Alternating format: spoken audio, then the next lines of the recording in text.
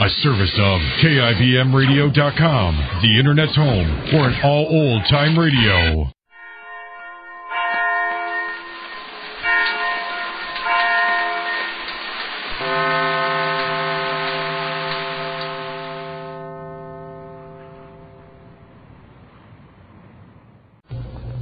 And now, the life of Mary Sothern. Deep loyalty is one of the qualities which has endeared Mary Sothern to everyone who has ever known her. And yesterday, Mary's loyalty was put to the extreme test. Gerald Proust gave her an ultimatum. Unless she agrees to sell him her share and Max's in the Sanders interest, he will cause Dr. John Benson's removal as head of the children's clinic. Proust, taking advantage of the fact that Max Sanders, Mary's husband, is too sick to defend himself against the false charges that he started the prison fire, intends to denounce John Benson publicly because of his friendship for a criminal and his wife. Convinced that Max would agree with her, Mary made her decision. She believes that no sacrifice is too great to make for a friend.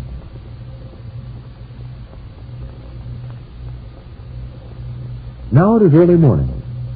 Mary waits on the steps of the Proust house, firm in her resolution to give up everything she and Max have worked for. Proust's maid opens the door. Oh, it's you, Mrs. Sanders. How do you do? Come in. Mr. Proust's been waiting for you. Waiting for me? But how did he know that I... Come along this way, ma'am. Mr. Proust in the front room. Mrs. Sanders is here, sir. Oh, just as I thought. Well, where is she? I told you to bring her right in, Mr. Kane. I'm here, Mr. Proust. Good morning. Oh, good morning. Come in. Sit down, Mrs. Sanders. No, not there. Over here. It's more comfortable. Thank you. Now, what can I do for you? You're very sure of yourself, aren't you, Mr. Proust? Why, what do you mean? You were so sure I'd come this morning that you gave orders for me to be brought in to see you immediately. Well, as a matter of fact, I did think you'd come to your senses by today. And by coming here, I convinced you that I have come to my senses, as you expressed it. Certainly. You wouldn't come all the way over here to turn down my offer now, would you? I won't answer that now. But I would like to discuss certain matters with you, Mr. Proust. Can't see that there's anything to discuss, Mrs. Sanders, but go ahead, I'm listening. Mr. Proust, are you still determined to have Dr. Benson removed as head of the clinic if I don't sell you my stock in the Sanders interest? I told you that when I phoned you last night. I'm not a man to change my mind overnight. Why do you want to ruin Dr. Benson's career? You know how much he's done for the clinic. You know how efficient he is and how much he's needed here in Sanders. That's a matter of opinion. You know as well as I do that it'll hurt the town as much as it'll hurt John Benson if you remove him. There's no sense in talking like this, Mrs. Sanders. I've got nothing against John Benson personally, except that he's pig-headed and stubborn. But I'm willing to admit he's a good doctor. Then what grounds have you for demanding his resignation? Just this. We can't have any man in charge of a children's clinic who spends more time with a convict and a convict's wife than he does with his job. Mr. Proust. Now, see here. Might as well speak plainly. There's no place in this town for a man who's disgraced himself as Max Sanders has. And there's no place for that man's wife and family either. You'd stoop to anything, no matter how low, to get your own way, wouldn't you? You'd ruin John Benson's career in cold blood simply because he's loyal to me and my husband. You didn't come here to discuss my character, did you, Mrs. Sanders? I'm surprised you'd even want to mention your husband. It was bad enough when he was sent to prison, but now he's disgraced himself a second time, setting fire to the prison and killing a lot of men. That's not true. Oh, sure. The warden lied. Well, the fact remains your precious husband is accused of it. The chances are he'll go back to jail for years, maybe life. You'll be smart if you accept my offer for the stock and get out of town. We don't want people like you in fact. You've tried everything else and failed, so now you're blackmailing. Oh.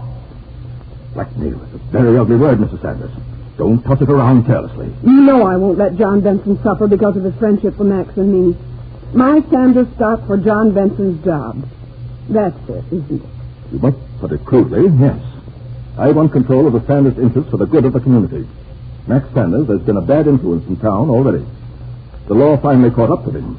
Mr. Proust, my husband was sent to prison on a false charge. Oh, come, Mrs. Sanders. Did you come here just to talk, or have you made up your mind? Are you going to be reasonable and sell me that stock?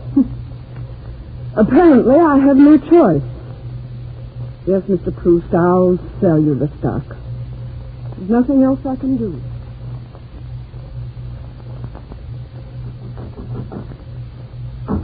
Daddy Stratford. Daddy Stratford. Hey, anybody home? Just a minute. I'm opening the door. What's the hurry? Why, John Benson. Here. Glad to see you. Come in. I haven't time, Daddy. I'm looking for Mary. Is she here? No. You haven't bad news for her? Bad news?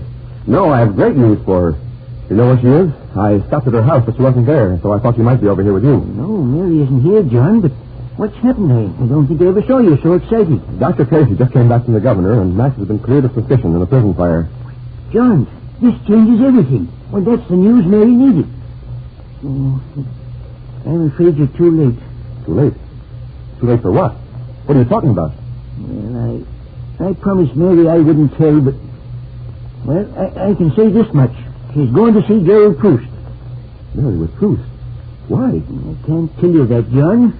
Good heavens, man. You don't have to. I can guess. It can mean only one thing. Mary's decided to sell Proust the stock. Yeah, that's it, John. I tried to keep her from going. I argued myself blue in the face when she told me this morning, but she insisted she had to. She can't do that. Why, now that Max has been cleared, Proust can't hurt either of them. The whole town will be congratulating Max. He's a hero. Oh, if you'd only come half an hour sooner, John, you might have kept her from selling him. And I'm afraid you're too late now. Too late? I don't believe it. I can't believe Mary would give up so easily. I'm going to Proust's house now. I've got to stop her. Well, good luck, John. There's a bare chance that you'll get there in time if you hurry. But hurry, John, hurry.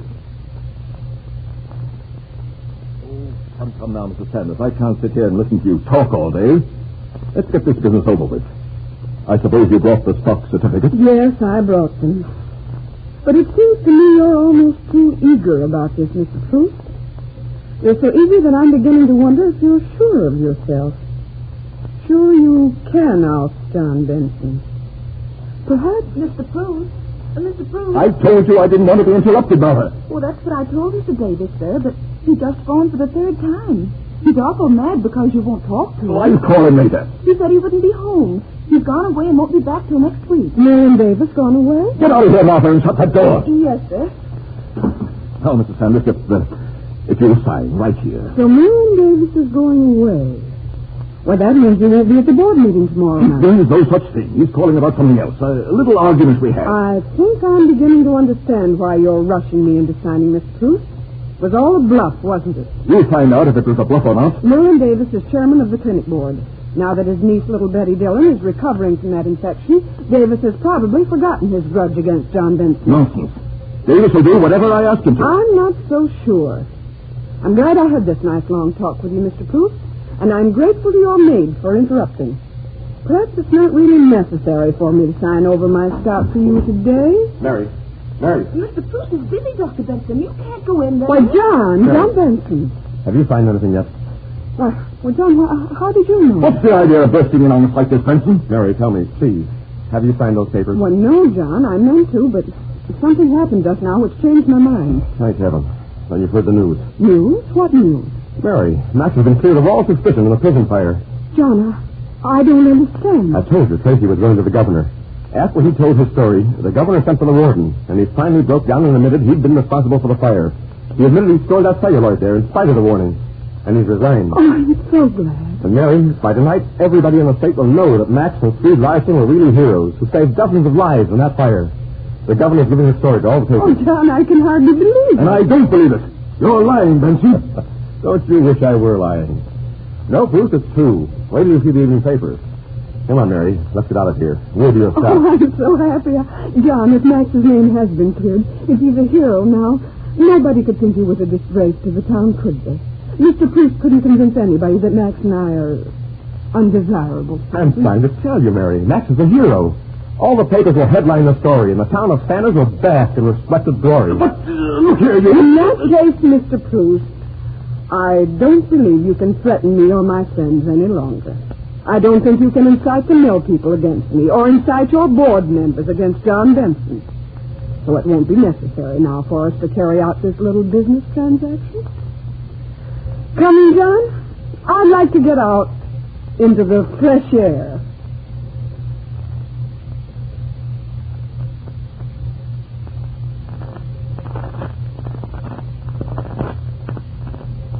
For the first time in many weeks, Mary has had a moment of triumph. And the long campaign of Gerald Proust to obtain control of the Sanders interest seems to be at an end. But will he accept defeat so easily? We wonder.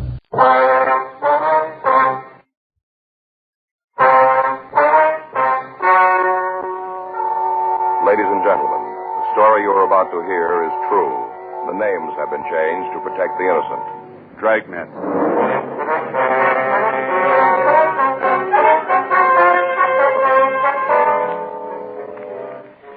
You're a detective sergeant. You're assigned to the business office. Past records show that you can expect 170 crimes to occur in the city during the next 24 hours. You don't know where. You don't know when. Your job, handle them.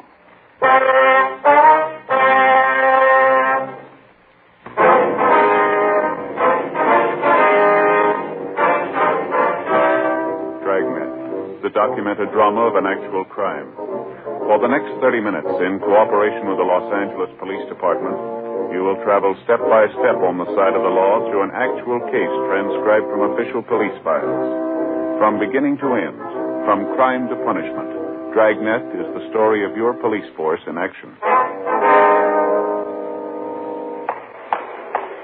It was Saturday, July 10th. It was hot in Los Angeles. We'd been assigned to the business office, morning watch. My partner's Frank Smith. The boss is Captain Gilbert. My name's Friday. I was on my way back from the coffee room, and it was 12:10 a.m. when I got back to room 21, the business office.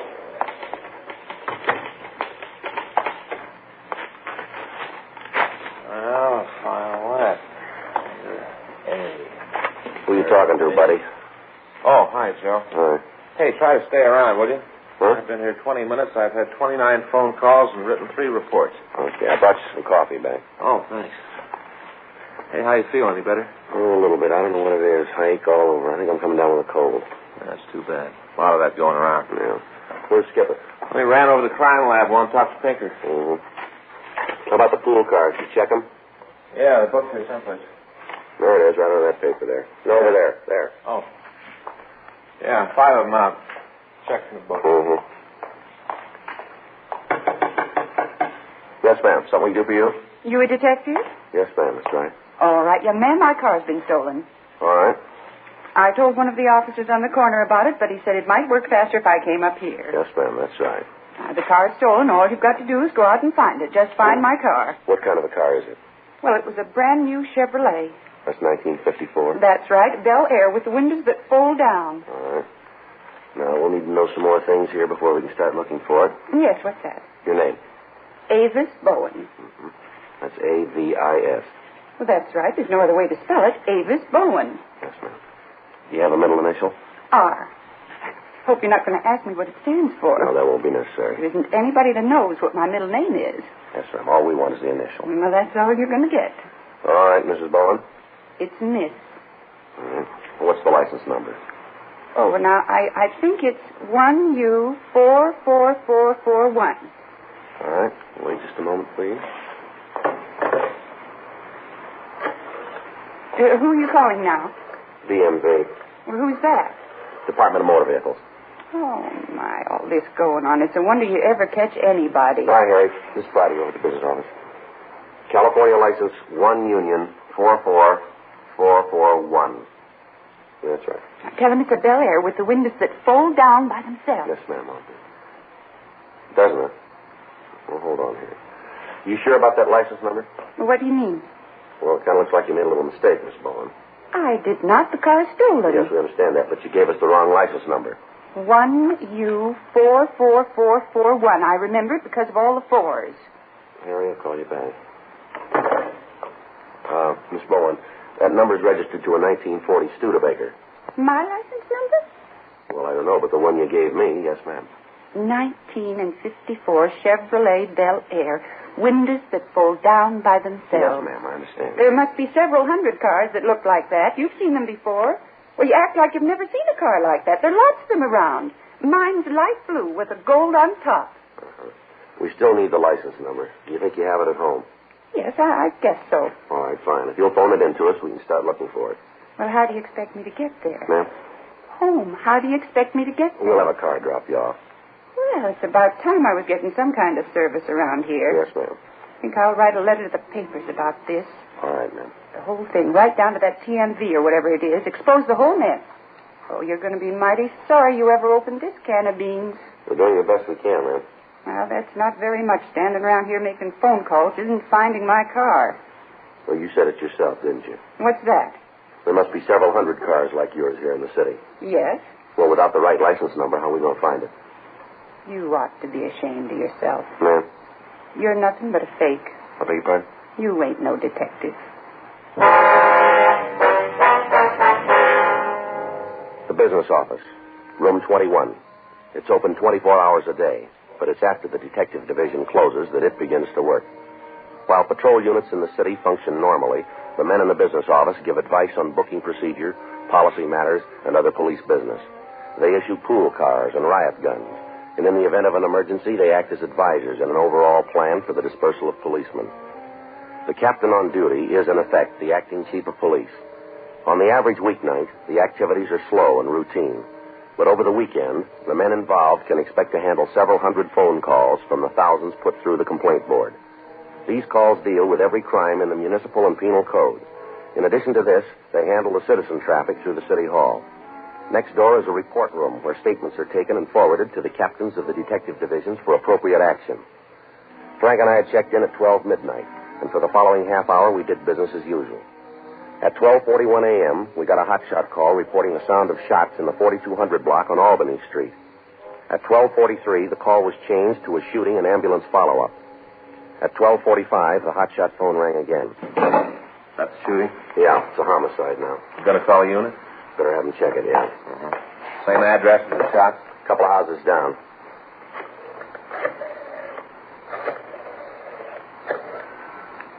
This is Friday, business office. Will you put out a call to 1K5? Have them cover the shooting and ambulance follow-up at 4289. That's 4289 Albany. You got it. Right. Thank you. Looks like a good one, huh? Yeah. Turns out we'll get Geezy out of bed. Well, that'll make him happy. He'll end up in their laps. Mm. All right, Joe. Bob, what do you got? You want to sit down there, Pop? Who's he? I don't know. We found in front of one of the burlesque houses on Main. Mm-hmm. The place was closed. He was just standing out there looking at the pictures. You got a name on it? Mm-mm. Haven't been able to get him to say anything. You want to give it a try? All right. You want to tell us who you are, old fella? Come on, we want to help you, but there's not much we can do if you won't tell us your name. Doing about as good as we did. Okay, I looked pretty wobbly when we stopped. Yeah. What do you want to do? Well, we'll take him over to Georgia Street. Wait a minute. You got a wallet? All right, let me look at it, will you? Maybe there's something in here that'll help us. Yeah. And the money? No. A few cards here. Nothing with a name on it. What's that one there? Something written on the back. Looks like a phone number. Yeah, that's what it is. You want to call and see if they know who he is? Yeah, I'll give it a try. Yeah.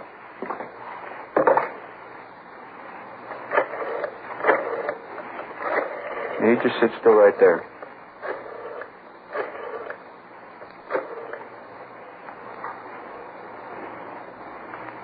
Hello, this is Officer Frank Smith, Los Angeles Police Department. No, there's nothing wrong. Well, we have a man here in the office. He's carrying a card with this phone on it. I wonder if you can tell us who he is. Huh? Yes, ma'am. Well, he looks to be in his late 70s. We've got white hair. That's right. Well, he's wearing a brown wool sweater, black pants, and a black felt hat. That's right. You want to give me that again? Mm-hmm. No, he's all right. Yeah. That's right. We'll have him brought home. Right away. Yes, ma'am. Thank you. Yeah, we got it. His name's McKinley Dunn. He lives out on Vincent Avenue in Highland Park. Talked to his daughter. Yeah. She says they got into an argument after breakfast. McKinley here just got up and walked out of the house. She hasn't seen him since. Pretty worried about him. Figures. Says he's always kind of independent. Well, better run him home. Huh? Hey, you want us to take care of it? No, we can't have you out of service that long. I'll call Highland Park, have them pick him up. You want to take him over to York Boulevard and make the transfer there, Bob? Sure thing. All right, thank you. All right, Mr. Dunn. Here you are. I'll put this back in your pocket. Come on, sir. We'll take you home. Thanks, Joe. It's no trouble, Bob. Tell the boys from Highland Park to have his daughter put a card in the wallet with all the information on it. Will you make it easier next time? Sure. That car's not going to do any good, Joe. Huh? Car's not going to help. Daughter says she always puts one in. As soon as the old man gets out of the house, he tears it up. I got it. Business office, Friday. Uh-huh. Photographer get there? How many? You get the story? Yeah, we'll bring him in. Do what you can. That's right. We'll see you then. That's Sam and 1K5 on the shooting. Yeah. They got 2 suspects in custody. They're bringing them both in. Uh-huh. Third man left the scene. Sam says the accidental death possibility is out now. Yeah. It's a clean case of murder. 10 minutes later, the officers in Unit 1K5 arrived with the 2 suspects. They were identified as Fred and Harriet Purcell. The names were run through R&I, but no record was found on either one of them. It was obvious that the 2 people had been drinking heavily. The husband was taken to the report room, while Frank and I questioned the woman. I don't remember too good. Everything seemed to happen so fast. Just all of a sudden there was this kind of noise and Norman was dead. Norman, is that the victim? Yeah. Norman Moncrief. You must know who had the gun. I've been saying that to myself, but it doesn't do anything. I guess I had too much to drink. Who else was in the apartment with you? Now, you mean besides Fred and me? That's right. It's just the 3 of us, that's all. We got a report there was another man present. Well, then you know more than me. All right. You want to give us the whole story? You're beginning when? From the start. Okay. I had a tooth pull this morning. I guess that's what caused all the trouble. How's that? My tooth was impacted and I had it pulled, and the dentist gave me a shot of Novocaine and you pull it to a can. See it? Mm-hmm. Right here. Mm-hmm. I got home and the Novocaine started to wear off. The whole side of my face started to hurt terrible. Yeah. Well, I told Fred about it. How it was a terrible thing. I tried to tell him how much it hurt. Mm-hmm. He's a clod. Told me to have a drink and forget it. And it wasn't long before we were having the beef. Oh, Fred, he isn't very bright at times, you know. Mm-hmm. I think a fella'd have a little sympathy for his wife at a time like that. That's right. Not old Fred. He's a clod. Told me to pour myself a little Ricky and shut up. Was Moncrief there at the time? Yeah. Him and Fred had been playing pinochle when I came home. I guess they'd been at it all afternoon. Mm-hmm. Norman was on my side. He made Fred mad. And we got to fighting pretty good. Norman was right with me. Yeah. Told him Fred he ought to be quiet. I think Fred was sore about being beat at pinochle. He thinks he's a pretty good player. Not long after that, there was a shot, and Norman was dead. Were you in the room at the time? No. Where were you? Out in the kitchen. I went out to get some more ice. Who was in the room when you left? Just Fred and Norman. No one else. If there was, I'd have told you. Just a minute. I'll get it. Business office, Friday. No, ma'am. No, ma'am. You'll have to call in tomorrow. Yes, ma'am. That's right. What's going on here? You know Mrs. Regman? No? Mrs. Leo Regman? Yeah, what about it? She told the investigating officers there was another man in the apartment. Said that he left right after she heard the shots. She would. No, he's got her nose where it doesn't belong.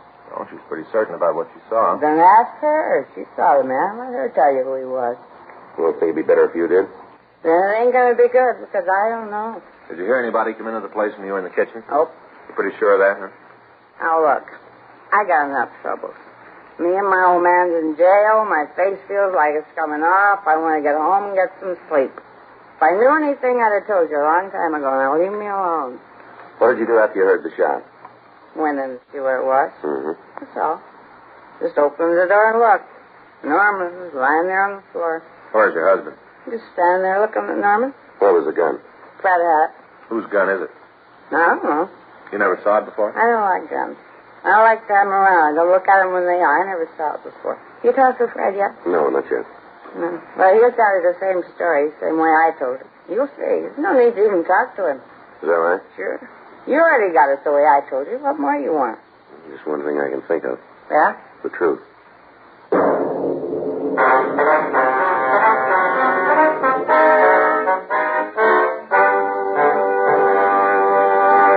You are listening to Dragnet, the authentic story of your police force in action.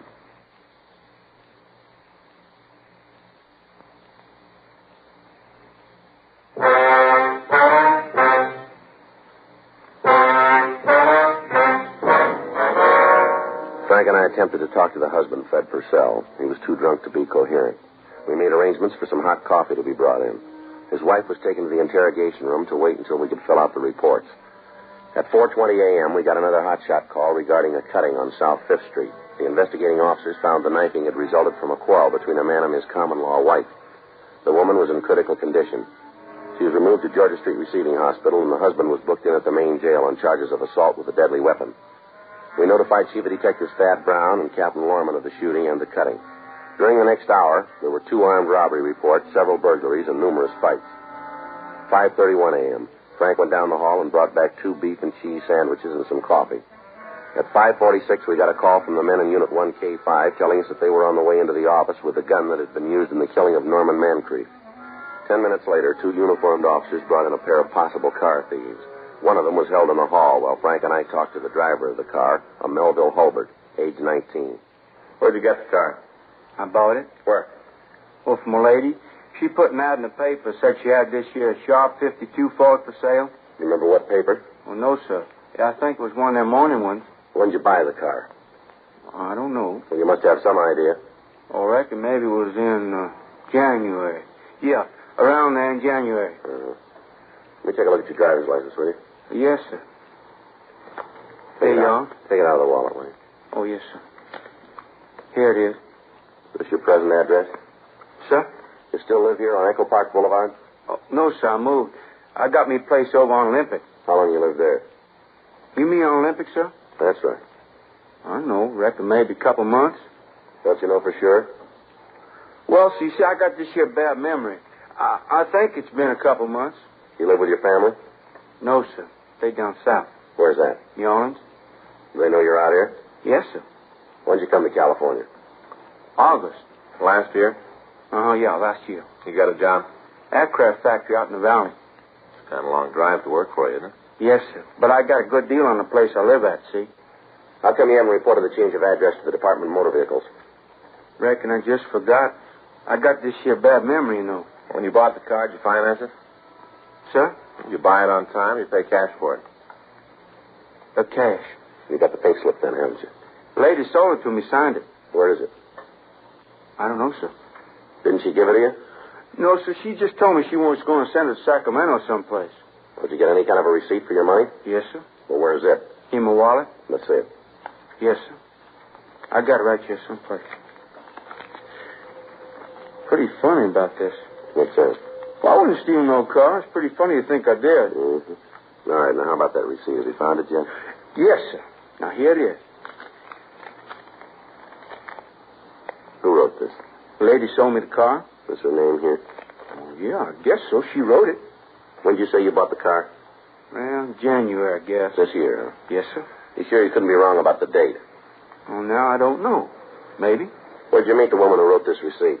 At her place? Where's that? Out in Westwood. I think that's what you call it. Apartment out there. You remember the address? No, sir. Haven't got any idea at all where it is, huh? Well, it was up on Wilshire. I know that. Apartment on the second floor. Mm-hmm. I think it was number B or something like that. I don't know. Right. Yeah, I'll check. Now, what'd you make all that big deal about when I bought the car? Date on the bill of sale is a year ago. Oh, somebody must have made a mistake. Now, we knew that when you walked in. We're trying to find out who. What do you got, anything? Yeah, it checks out. Names in the book. West Department D. Yeah, now that could be it. I know it was on the second floor. Looks right out on Wilshire Boulevard. All right, Mel. You go over there and sit down. We'll be right with you. It's going to be okay? We'll see. Now, look, I didn't steal that car, mister. I should have told him about how I moved. But I did not steal the car. All right. You go over there and sit down, will you? Yes, sir. What do you think? I don't know. Seems to check out. Date on the bill of sale could be a mistake. Woman might have just written the wrong year. Yeah, it's pretty close to first if it happened. I'd like to give the kid his first felony booking, don't you? Yeah. What do you want to do? Well, let's hold him over till we can check with the woman. Yeah. Officers? Gonna be all right? We'll see. You ain't going to send me to jail. No, not yet. You can wait down the hall, will you? Now, as long as you know I did not steal the car. We'll check with the woman first thing in the morning. I want to tell you one thing, though. Yes, sir? We're going to give you a break by not booking you right now. Don't make us sorry about it. Oh, no, sir. Thank you. All right, go on. Get out of here. Where's Jimmy? He's down the hall. The officer there will take you. Yes, sir. Officers? Yeah. Thank you again. You hear? Yeah, you take care of that bad memory, will you? I got it. Headquarters Smith. Oh, yeah. Yeah? What's the address? No, he's not here. Just a second, I'll check. Policeman out in Hollywood wants permission to kill a skunk. What? Wants to kill a skunk caught in a trap. I guess it's all right if it's the only way they can get rid of it. Well, the way he puts it, it is. All right. Go ahead. Yeah. What's that? Well, I don't know. You better check with the watch commander. Yeah. Okay, good night. I got an injured animal report. Turns out the people out there had trouble with skunks, got a permit for the traps, and caught one tonight. Once they had it, they didn't know how to get rid of it. I better make a report on it. That's been pretty funny. Huh? Officer said we could use the skunk in the department. What was that? Officer said we could use the skunk in the department. Says he'd qualify on the target range any day. I get it. Headquarters Friday. No, we got the word. Where you been? Check out with the lab? No. No, we'll wait. 1K5. Yeah. They just picked up a third person in the shooting.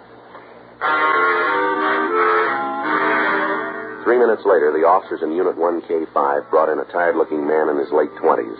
His name was Harry Carnell. He'd been drinking, but he seemed to be in complete control of his faculties. We ran his name through R&I, but we found no record on him. The officers also brought in the murder weapon, a .32 caliber automatic. A check of gun records gave us the name of the store where it had been bought and the name of the owner. According to the registration, it belonged to Fred Purcell. The crime lab reported there were no fingerprints on the weapon. We tried once more to talk to Purcell, but again we were unable to. We asked Harry Carnell, the latest suspect, to tell us the story of the shooting. I went up to the place to collect some money Mancrief owed me. What happened when you got to the apartment? Knocked on the door and Purcell let me in. Who was in the room? Just him and Mancrief. That's all? Yeah. All right, go ahead. Well, I came in and said I had to have the loot, and Mancrief told me he was stony. Yeah. He said to check him tomorrow. Mm-hmm. Purcell got on his back, said he was always welching, and the beef started. You mean between them, huh? Yeah, they were both pretty gassed when I got there. You have anything to drink with them? No, I had a date, sir. That's what I needed the money for. I got a girl with a pretty big appetite. I was broke, and I figured I'd tap Mancrief for what he owed me. All right. Anyway, these two got in a big beef. Purcell told Mancrief to get out. He wouldn't go, so Purcell ran over to a desk there in the room and hauled out this big gun, started to blaze away. How many shots did he fire? Well, one's all I remember. Might have been more, but I didn't spend a lot of time counting. Just one, huh? Yeah. Well, a guy sets a clay pigeon on your head. You ain't going to stand there. What happened then? Well, Purcell pointed the gun at me. He said I should get out, too. I didn't feel like telling him he was wrong. During the time you were there, did you see anybody else at all? No. Fred's wife was around someplace, I guess. Why do you say that? Well, they started yelling at each other. I heard Mancrief say they'd bother Harriet. That's Fred's wife, Harriet. Uh-huh. I took off like a big bird. Where'd you go? My place. Had a couple of belts and then walked by the apartment to see what was going on. An old broad there started yelling about how I was the guy who ran out of the place after the shooting. Next thing I know, I got the collar on, and here I am. Uh-huh. What was Purcell doing when you last saw him? Just standing over Mancrief, holding the gun, looking like a cover on a pulp magazine. You willing to sign a statement on what you just told us? Well, sure. I got no part in this action. Just went to collect a bet at the wrong time, that's all. Mm-hmm. Pretty lousy night. Missed my date, didn't collect the money, end up in the can. It's pretty lousy. But I'm not the only one, though. Old Purcell always thought he was such a great card player. He's a real fish. He lost $6 tonight. Well, your part right. Huh? He lost more than that, didn't he? Harry Carnell was taken to the report room where he made a full statement. At 7:03 a.m., Lieutenant Ray Giese from Homicide Division came in and took over the investigation. Fred Purcell was questioned, and he made a voluntary statement that he'd shot and killed Norman Mancrief. He couldn't remember why he'd done it. He was removed to the main jail and booked in on a charge of violation of Section 192 PC, manslaughter. His wife and Carnell were released from custody. We made out reports to all divisions for the follow-ups on crimes committed during the night. At 8:02 a.m., the men on the day watch came in and relieved us. It's going to be a nice day. Yeah. A few clouds up there. Might keep the heat down. Yeah, let's go. You want to stop for breakfast? Well, I guess we might as well, yeah. What do you think, Joe? You like to draw the business office for permanent duty? No, sir, not me. I guess okay once in a while. I don't think I'd like it steady, though. Huh? Not busy enough.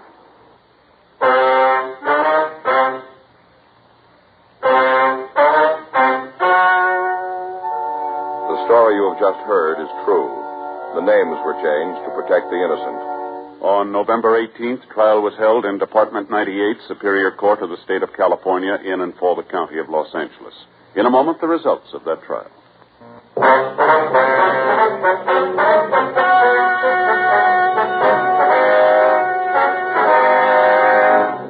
Further investigation proved that the purchase of the automobile by Melville Hulbert was legal, and no further charges were made. Frederick Neal Purcell was tried and found guilty of manslaughter and received punishment as prescribed by law. Manslaughter is punishable by imprisonment in the state penitentiary for a period not to exceed 10 years.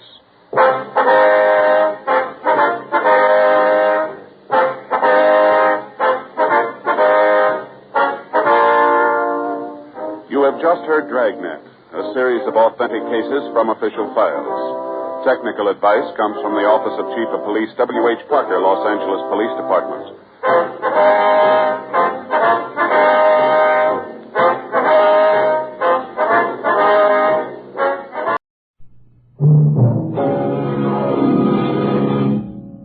Pat Novak For Hire.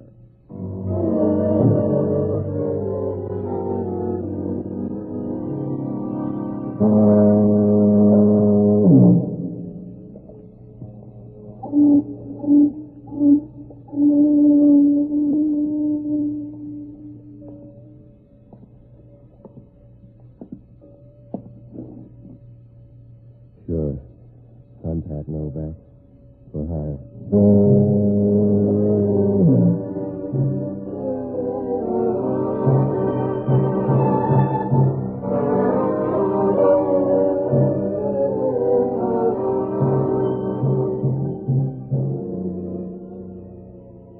That's what the sign out in front of my office says. Pat Novak For Hire. It's up there in block letters, but down on the waterfront in San Francisco, good printing doesn't mean a thing. You get that on a death certificate. If you're trying to make a living down here, you're not going to have any standing in the community except in a police lineup. I rent boats and do anything else that goes with a weak will and a strong stomach. Well, it's not all bad. Once in a while, something happens that makes you feel good for a moment.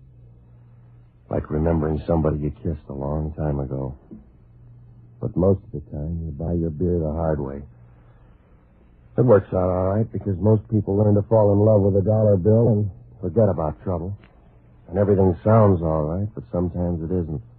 Like saying Happy New Year to a lifer. I found that out Wednesday night. I was sitting in the office with a sports page reading about those big tears that Washington senators were shedding when I saw Crockett Odom for the first time. He was a big red-faced guy, and the veins stood out on his face and made a pattern as if he slept on an alligator bag instead of a pillow. He walked over to the desk and started to get quiet in a loud voice. I want to talk to you, Mr. Novak. Go ahead, pile up a lead. My name's Odom. You've heard of Crockett Odom. I don't get around. Tell me about it. I'm a lawyer. I want you to watch a client for me. Her name is Wendy Morris. Is she hard to watch? You can get bloodshot eyes just looking at her. She drinks a little. What's a little? How should I answer that? Any way you like. A pint, a quart. What's a little, Odom? Is she a dipso? We'll leave it there. She can make a quart of gin disappear while anybody else is looking for the corkscrew. Mm-hmm. What am I supposed to do? Hide the bottles? Mr. Novak, a full-grown octopus couldn't do that. I'm afraid this is more serious. It involves her husband. Let her take a drink and lose him. It'll save you money. It involves her husband or somebody who's supposed to be her husband. Oh, she's got a bad memory? She's a very wealthy girl, Mr. Novak. 5 years ago, she married a man by the name of Stanley Morris. Immediately after, he went into uniform. You make it sound selfish. She's been gone ever since, until a month ago. Spent most of that time overseas, the rest in a government hospital. Yeah? Now that he's back, something very peculiar has happened. I don't think the man is her husband. Well, that's a hard part to play. Has she got any theories? I think she suspects, too. I don't know why I feel that way. He seems to have picked up where he left off. He knows everything about her.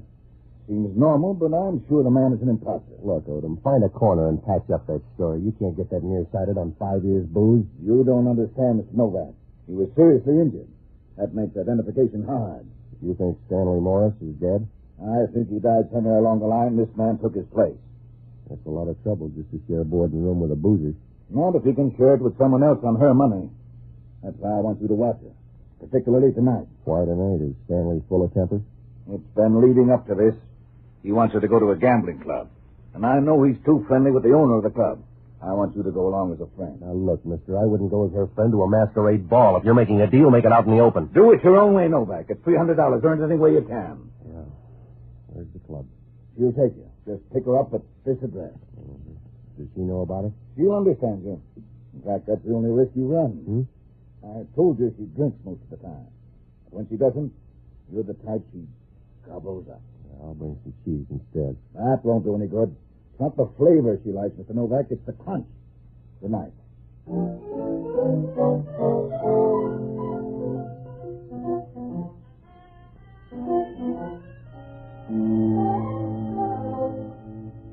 When Odom walked out of there, I knew he was the kind of a guy who'd put the wolf at your door if he could get one wholesale. On the way up the pier, he stopped and looked out at the bay as if he intended to do away with it before morning. And then he turned and disappeared around the corner. Well, I sat there for a while, and I went over his story. I was sure it wouldn't hold any more water than a gross of holes, but I had no way of checking. Finally, about 7 o'clock, I closed the office, and I went by the address he gave me. It was a modernistic apartment up on Telegraph Hill, one of those places where they let a guy out of the basement long enough to paint murals on the front. This one had a guy waving a blonde wig in front of a tired old monk named Faust. Wendy Morris' apartment was up on the second floor, and when I rang the buzzer, she opened the door with a nice, easy motion, like a cat getting ready to eat its young. I could see right away what Odom was talking about. If you ever build a house, you'd want somebody like her in the blueprint. She leaned against the doorway, and she was wearing a crepe evening gown that was supposed to let you know that nature had given her a square deal.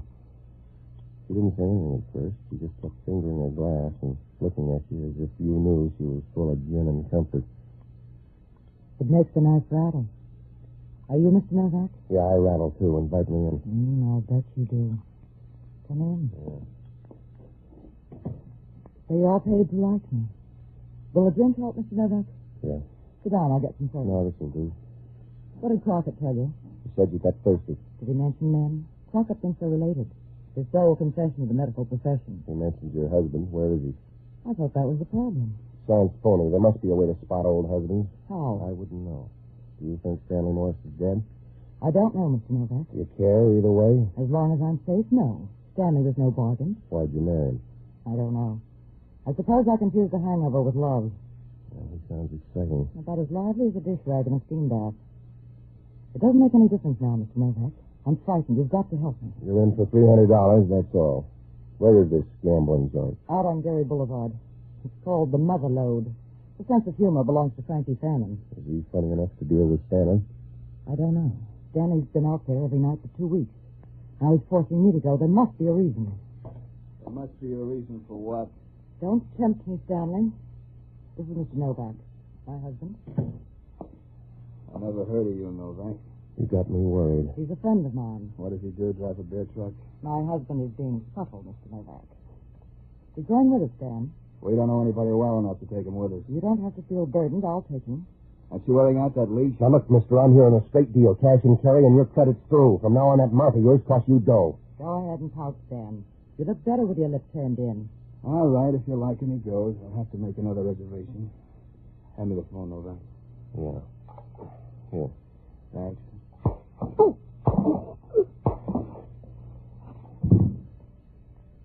Let's go, Wendy. Your friend backed out.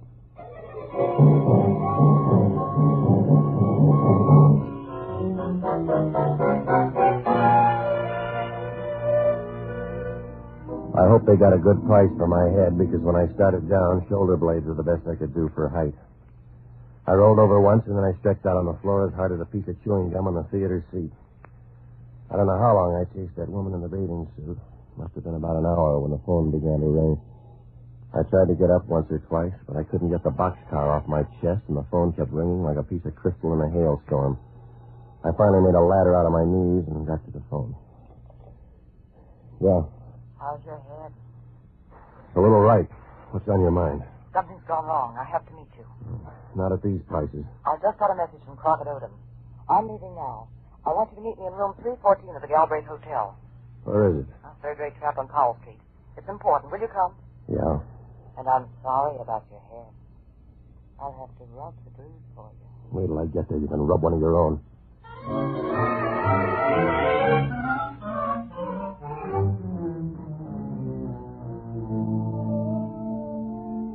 She was right about that hotel. In a good season, they couldn't have drawn transient mice. I got there about 10:15. I rode up to room 314. There was nobody there. So I sat down and started to wait. The floor was quiet, except down at the end of the hall, somebody was playing a phonograph record. The music was thin but loud, and I knew they were old records, way back when this bird Bix was a man instead of a memory. It stopped after a while, and I looked at my watch. It was after 10, so I left the hotel and I went out to the gambling joint. I toured the room, but I couldn't find Wendy or Stan. I got a guy at the window, and he remembered somebody like Wendy, so I asked about her. He just pointed over at Frankie Fannon's office and went on making change.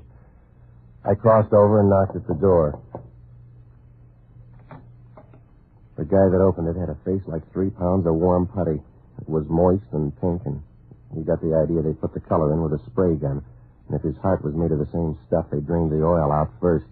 Yeah? My name's Novak. Who's arguing? I want to talk to you. Yeah? Where's Wendy Morris? I don't know. She was in here tonight. It's a jail term. I don't follow women home. Am I supposed to buy that? Look, Junior, I don't care whether you live or die. I haven't seen her. How about her husband? He owes me dough. What else? Ask his wife. He's an IOU to me. I don't know what you're doing here, but you better make your point fast. Now, look, Fannin, if you got a party, I don't want to blow out the candles, but I want some answers. Yeah? She got boosted in here tonight. Why? I brought her in for word games. I told her if her husband didn't square his fill, I'd work him into hamburger. Yeah? She offered to bring the buns. Now, that's all the talk you get, mister. Tip the girl on your way out. I need the money. Come in. Choose up and tell me which one's Novak. I am. What's on your mind? And the other guy's Lucky. I'm Craig from Homicide. Where's Hellman? He's got a mouth full of canary, Novak. That's right. I just left room 314 of the Galbraith Hotel. So did I. 2 of us made it then. The girl didn't. Novak, he's trying to tell you Wendy Morris is dead. How do you know she's dead? It's the only reason cops drool. You want to see her, Novak? No. She was better alive. Come on down anyway. Maybe I didn't try hard enough.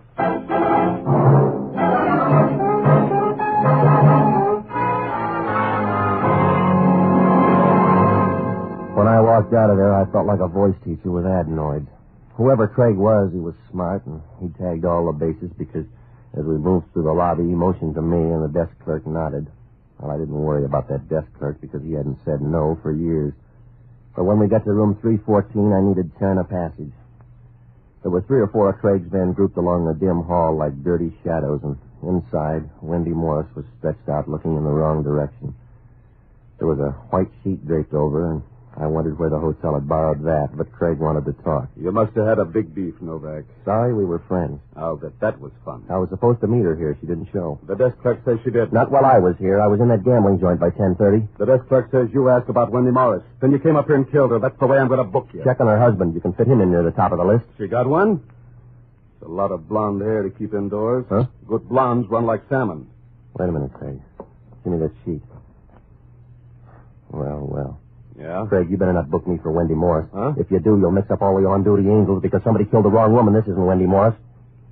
You must be wrong. How do you know? How does anybody know? They look different. They got different personalities. Take your pick, Craig, but somebody got the wrong woman. Take another look. I don't need another. With Wendy, the first look's for names and faces. Yeah? If you take a second look, mister, it's for love.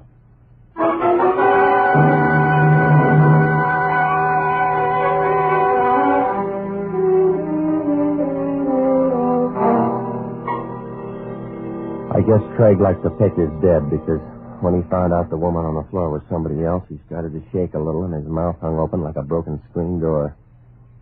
I didn't blame him much. I tried to think back and piece it together, but it wouldn't work out. It almost made sense, like the broken phrases of an old conversation, but not enough of it came back, and, well, there was still something missing. What happened to Wendy Morris, and how about this girl on the floor? Where did she get her drag with heaven? I looked down at her again. She was pretty, if you like quiet girls. She had a vacant look in her eyes as if the brains had checked out without letting her know. And the color was starting to leave her face. The light was bad, and you had to look close to see her skin. There were little splotches of pink, and the rest was white, like shrimp that hadn't been boiled long enough. Craig was worried, and that's something he couldn't hide. Who is she, Novak? I don't know, Craig. We didn't meet her soon enough to know. You should have checked. The hotel register says Wendy Morris. Who read it for you? Oh, you're tough, Craig. I'll bet you got the wino scared stiff. Keep on talking. I'll get you some help. Come on in. He wants to make a statement. On the bed, Novak. Where'd you get your boys, Craig? They look tired. On the bed, Novak. All right, Joe, take his arm. Yeah. The other two, hold his head back against the bed. Okay. Where's Wendy Morris, Novak? I don't know, Copper. You sure you're from homicide?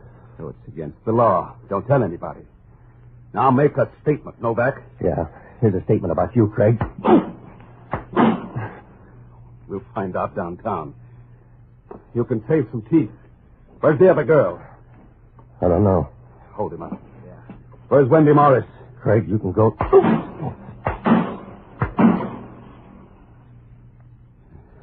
Put his head against the bed. It's for exercise now, Craig. All right, he's not a season pass. We don't have to hang on to him.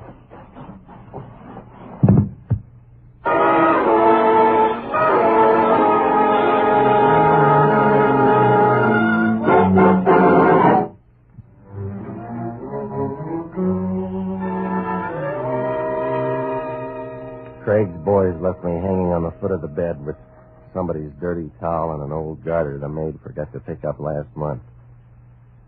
I felt my way down to the lobby and into the street, and most of the time, one question kept going through my mind. Craig was going to run me in before.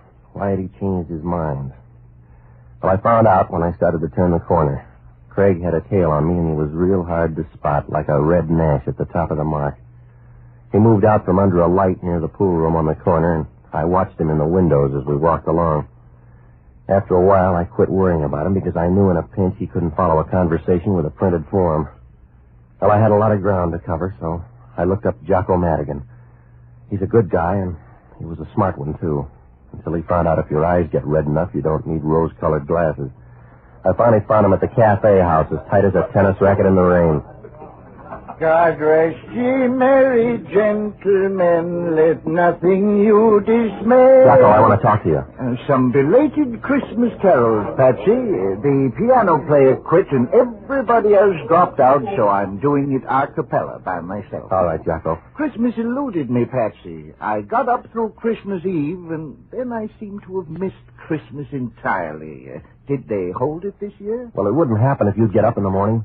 I refuse to get up early, Patsy. I refuse to get up in the morning until the streets have been aired. The only things that should be around at that hour are peasants and a bunch of random dew. Jocko, will you listen? I'm in trouble. I'm not surprised, because you're a counterfeit, Patsy. You're a piece of plate in a room full of sterling. You're like some of the rest of these people running around in a hurry. Jocko, please. Just plunging into anything. Look at the papers. Some people have spent years shooting a rocket 110 miles into the air. What's the use? Will you listen? What's the use? When you get 110 miles up, all you can do is turn around and come on back down again. We're killing time 110 miles in the air instead of learning to spend it down here. All right, all right. Oh, it's depressing, Patsy.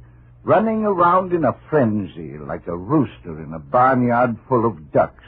I'm ready to take to drink. Are you all through, Jocko? Yes. Humanity's a tough life. What kind of trouble? I bought a murder rap for $300. Well, if it's a bargain, why complain? Who's dead? I don't know who she is. Homicide found her in a hotel on Powell Street. I tagged by before the murder. Serves her right. If I were a woman, I wouldn't trust you in the middle of Stanford Stadium with 80,000 people. It was the wrong woman. It was supposed to be a gal named Wendy Morris, but she didn't show. Oh, that was shrewd of her. I was hired by a lawyer named Crockett Odom to watch her. Why? She's a dipso. She must have some faults. Odom suspects her husband. He was in uniform, and now that he's back, Odom figures he's a fraud out for the girl's money. Can't the girl tell the difference?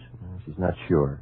I don't think she was observant. Now, look, this is a big story, Jocko. I can't fill in all the holes. You got to help me. I want you to check on Crockett Odom, will you? I'll need some money. Oh, you'll booze it away. Now, hurry, Jocko. If you need money, get a job. Oh, I can't go to work, Patsy. I'm a victim of my own conscience. Yeah? I'm stuck with a dilemma. I'm willing to go to work, but I work too cheaply. And on the other hand, I'll not support slave labor. So it's morally impossible for me to go to work. Good night, lover.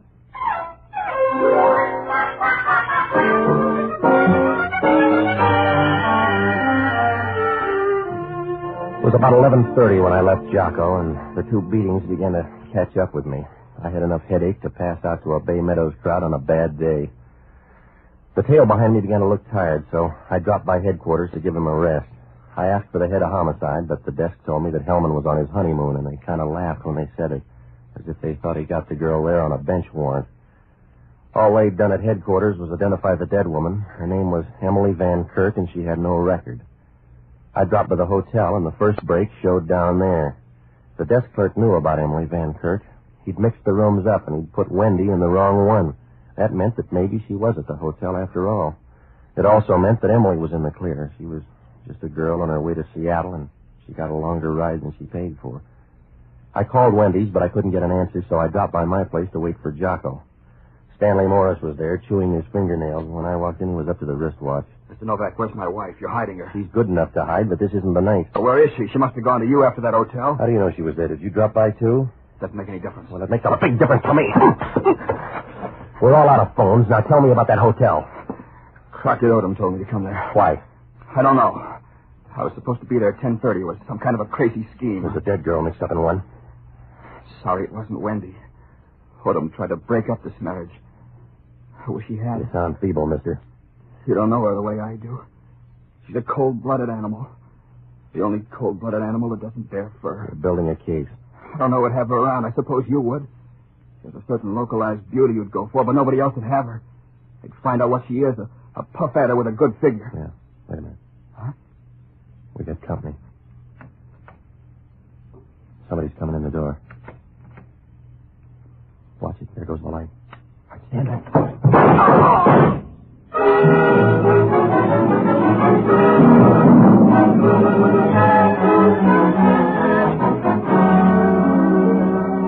He couldn't have died any faster with a priority.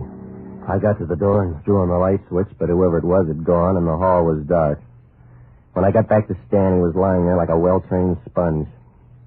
He wasn't a good enough guy to bleed in the living room, so I dragged him into the kitchen and left by the back way. I had to get word to Jocko, so I left a message at his place telling him to get in touch with me at Wendy's. I went up there to sit on her doorstep and wait if it took all night. I wasn't going to freeze, though, because she opened the door as soon as I knocked. She was still wearing that crepe gown, and she was yawning and stretching her arms. Oh, you might not want to bring her home to Mother, but you'd want to start anyway. Do you always look at women this way, Patsy? I feel like Eve. And I'll bet you get a kitchen full of apples. Do I argue or come in? You may argue, but do it in here. Yeah. When'd you get back? Why? Somebody just killed Stan. If you're sure, the drinks are on me. He didn't like you either. We'd be even if he had anything to start with. Don't ever marry, Patsy. Now, look, lady, I'm nursing a murder rap, and I need some answers. Was Stan a phony? He's the same guy I married, if that's what you mean. You weren't sure 4 hours ago. I wanted an answer then. What kind? You're too far ahead, Patsy. Come to a trot and have a drink. Lady, has anybody ever told you about a slow burn? I got one now. I'll bet you have, darling. Oh, this room isn't big enough for games, baby. Come here, Patsy. Go find a guy with a bag of wild oats. Stop shadow boxing, Patsy. All right, baby. Patsy. That's what makes the poor so happy. They don't have phones. Yeah.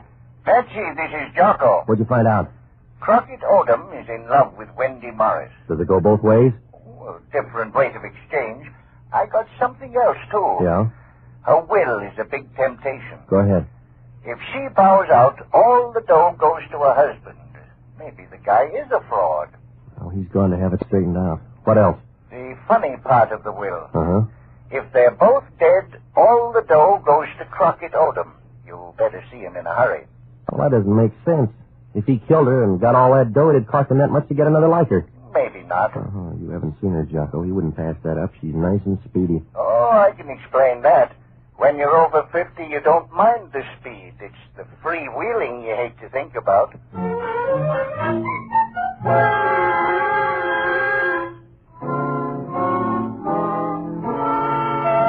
When Jocko hung up, I knew we had a good pair of seats. That story of Stan's finally made sense. There was only one reason why he could have been called there at 10:30, and for the first time, I tumbled why Craig had let me go back in that hotel room. Everything was right in place like a mixmaster in a bride's kitchen. I dropped by headquarters and left a note. And then the girl and I ran into Craig down at the desk. I briefed him on what had happened, and we rode up to Crockett Odom's apartment. When we got to the living room, things turned stormy. Hello, Novak. It's too late to start a party. You're going to like this one, Odom. That's right, darling. You'll love it. This is Craig from Homicide. He wants you for murder. It doesn't sound right, Craig. Novak's calling it. See him. I talked to Stan before he died. He tipped your mitt, Crockett. He couldn't tip a water glass. He was smart enough to know you sent for him. That's why he didn't show at 10:30. You better have it in writing. No, I don't need it that way. I got Craig. He won't let you out that easy. What's he talking about, Craig? Homicide will shake him down too fast. You're with the walking dead now, Craig. I left a note. They know you killed the girl. Are you crazy, Craig, to come up here? I can't argue now. He's too lucky, Odom. I got all sevens tonight, Craig. Crockett Odom sold you bad goods. He did everything wrong. Thanks, Odom. I'm going to leave you, but don't let the bag get too heavy. Now, wait a minute, Craig. You're not going to let me hang for this. You won't. They burn in this state. Stay away from that door, Craig. Sorry, Odom.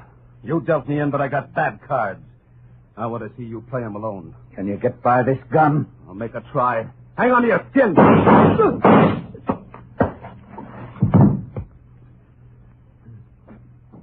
Give me a hand, Novak. Yeah, anything to help you die. Here. How's Odom? He'll keep. Yeah. I'm sorry, Novak. What'd I do wrong? Everything. But mostly when you let me go up in that hotel room.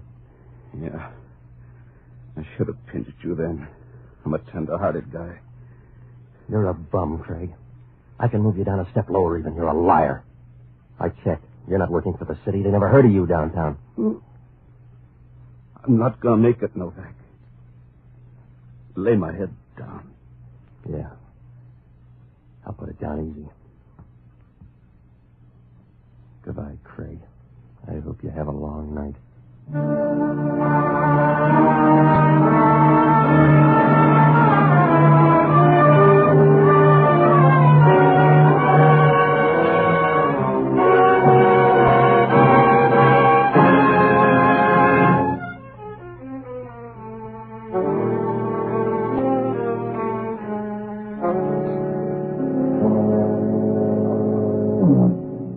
Craig made the morning he had to cheat.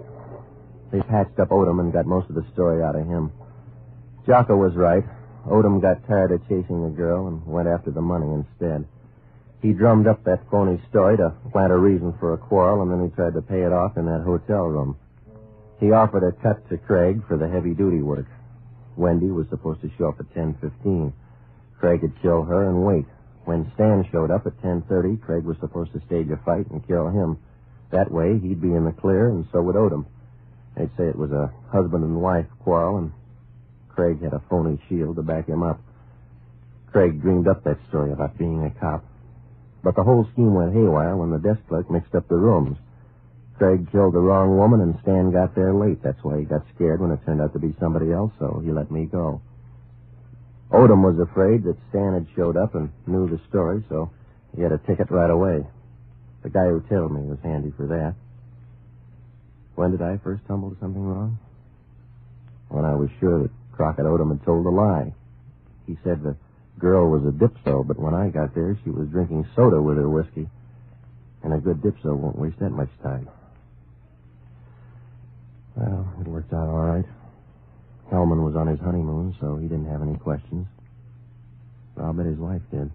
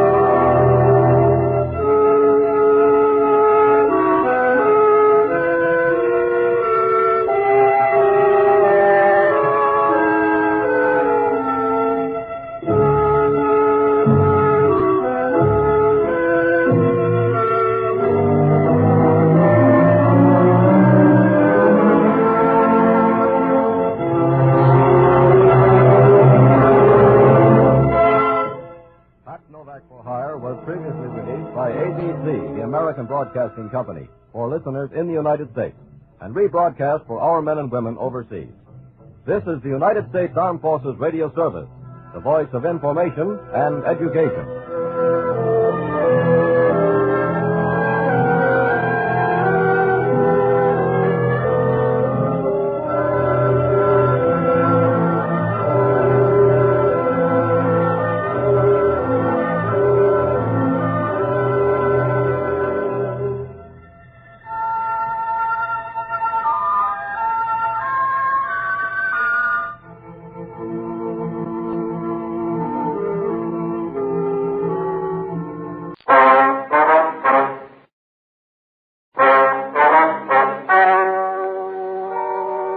Ladies and gentlemen, the story you're about to hear is true. The names have been changed to protect the innocent. Dragnet.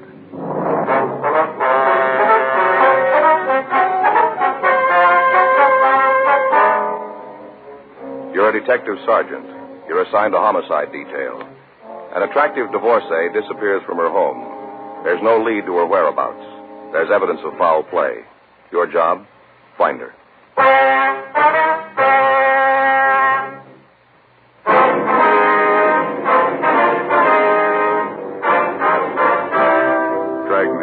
The documented drama of an actual crime. For the next 30 minutes, in cooperation with the Los Angeles Police Department, you will travel step by step on the side of the law through an actual case transcribed from official police files. From beginning to end, from crime to punishment, Dragnet is the story of your police force in action.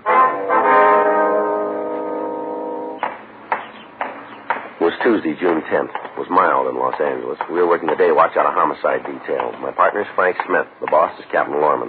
My name's Friday. We're on our way out from the office, and it was 11:15 a.m. when we got to 2962 Reservoir Street. Front door. You the policeman? Yes, ma'am. Miss Harrison? That's right. Come on in. Thank you. My partner, Frank Smith. My name's Friday. Oh, how do you do? ma'am? I was expecting you. Yes, ma'am. Other officers said there'd be somebody here from the detectives to see me. You men from the detectives? That's right, Miss Harrison. I got some coffee on if you'd like a cup while we talk. No, thank you. No, thank you, ma'am. Okay. You want to sit down there? We can get started on this. All right. I made some little notes this morning after the other policeman left. I thought it might help me to remember. Uh-huh.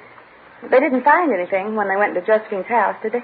No, they haven't. What if you'd tell us what you know about her disappearance? I'd be glad to. Last time I saw her was Friday.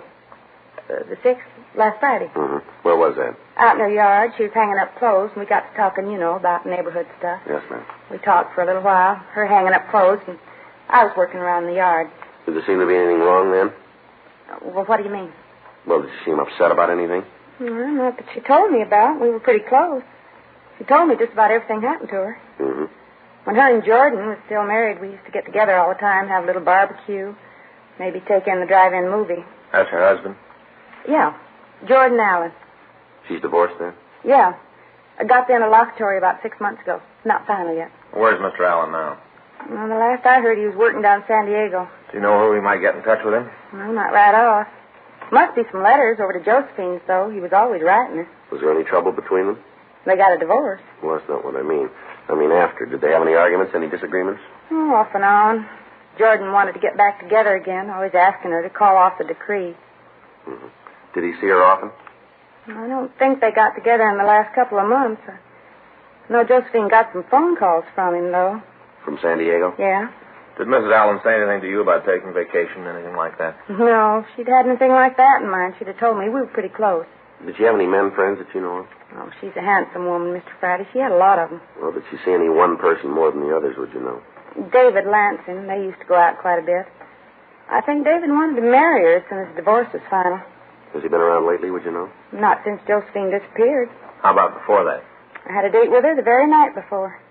Went out to dinner and then went dancing. Any trouble between them, would you know? I don't want to get mixed up in anything, Mr. Friday. You can understand that, can't you? Yes, ma'am, we can. But if you know anything about Mrs. Allen's disappearance, we'll have to ask that you tell us. It's just that I don't want David to find out about it. Well, he won't hear it from us. That's a promise? Yes, ma'am. How about you? Yes, ma'am. Well, then, if you ask me, I'd say that David had something to do with Josephine's being gone. Why do you say that? Because they were always fighting. I could hear them all the way over here. What'd they argue about, do you know? Well, David wanted to marry her. And she wouldn't tell him whether she would or not until after the divorce was final. The way she put it, until she got the papers, she was still a married woman. Lansing didn't like that, huh? No, not a bit. About 10 days ago, I was over there. My TV was on the blank, and I went over to see one of my favorites. Mm-hmm. David was there, and it wasn't no time before they was at it, yelling and screaming. Kind of made me embarrassed. That's when he said it. What was that? Said for Josephine to get rid of Jordan, or David would get rid of her. We continued to question the Harrison woman about Mrs. Allen. She could give us no reason for her disappearance. Frank and I left and went next door. We checked through the house. It was exactly the way the two uniformed officers had found it that morning. The shades on all of the windows were drawn. None of the furniture seemed to be disturbed. There was no sign of a struggle. On the dining room table, there was a setting for two people. Silverware, napkins, glasses. They're all ready to be used. On the plates themselves was a complete meal. None of the food had been touched. We looked for Mrs. Allen's luggage. There was no way of being sure, but apparently none of her things had been taken. We went on through the house and out into the backyard. There was no sign of anything wrong out there either. Sure doesn't figure, does it? Well, Table all set, food, none of it touched. well, there's an answer someplace. Yeah? Let's check the garage. All right. I get it.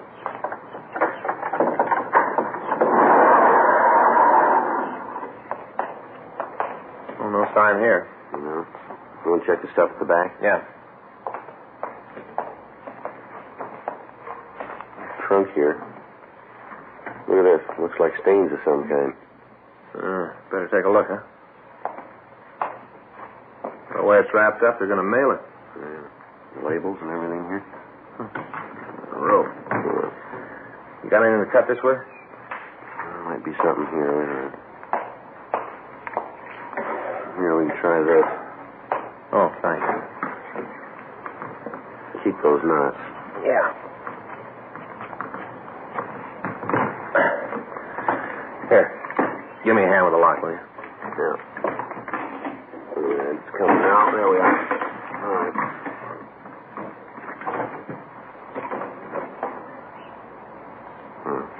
We know where she is. Yeah. Let's find out who put her there.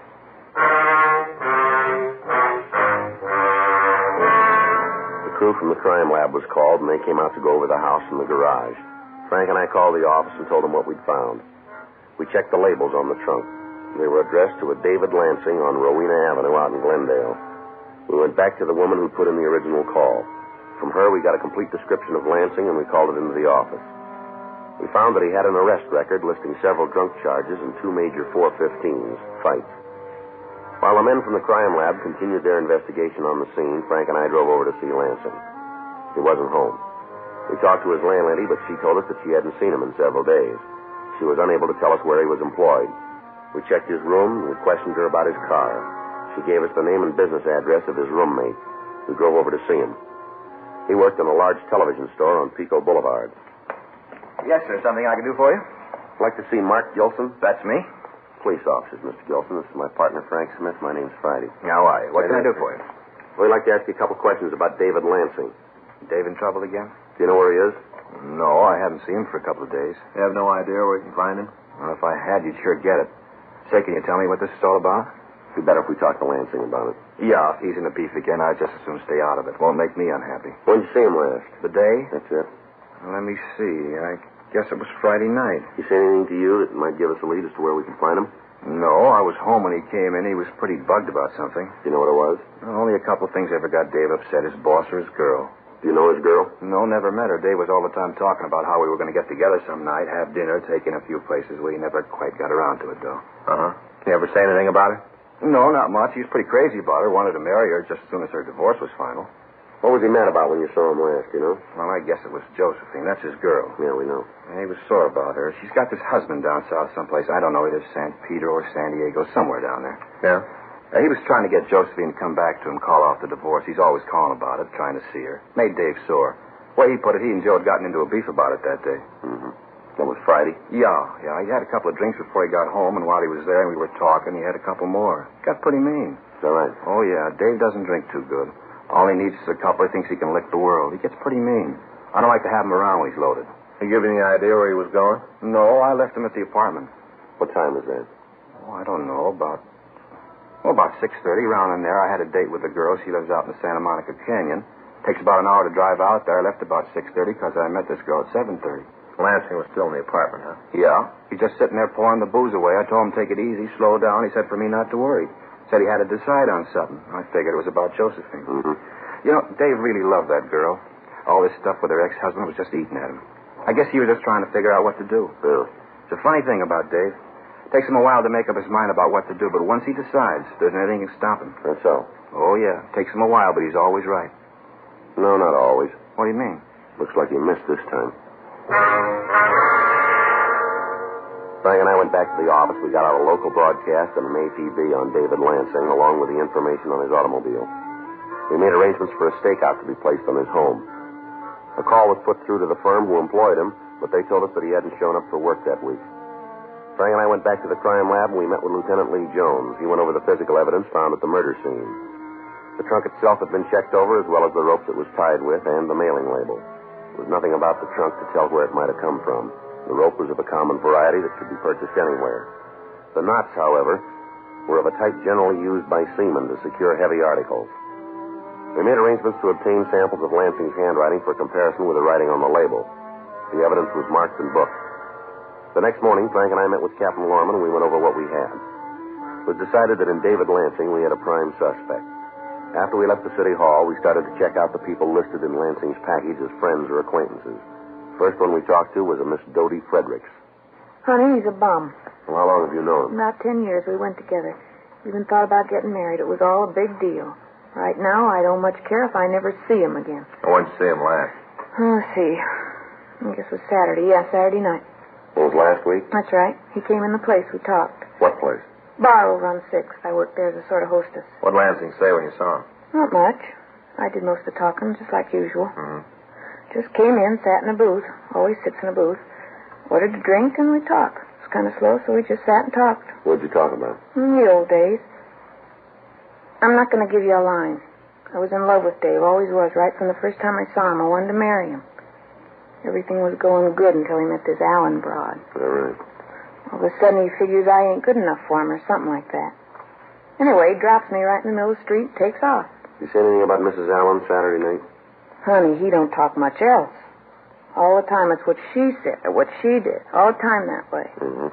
You'd think she was the Taj Mahal or something the way he talked about her. Yeah, but what'd he say Saturday night? Just about old Josephine. I tell you, I'm so sick of that name I could scream. Big deal with him, too. He's always around her, but when he's got a problem, who do you think he comes running to? We wouldn't know. I'll tell you, me. She gives him the bad time, and he comes to me to get over it. Always been like that. Meets some girl, and right away it's the real thing. Always ends up the same way. He comes back. Mm-hmm. Thinks he's a real big man all the time with the chicks. One of these days, I'm going to tell him that. Tell him to leave me alone. Mm-hmm. Going to tell him as soon as he comes back. What do you mean? About when he comes back. You know where he is? No, but when he was in here Saturday, he was broke. Borrowed $30 from me. Yeah. Said he had to leave town.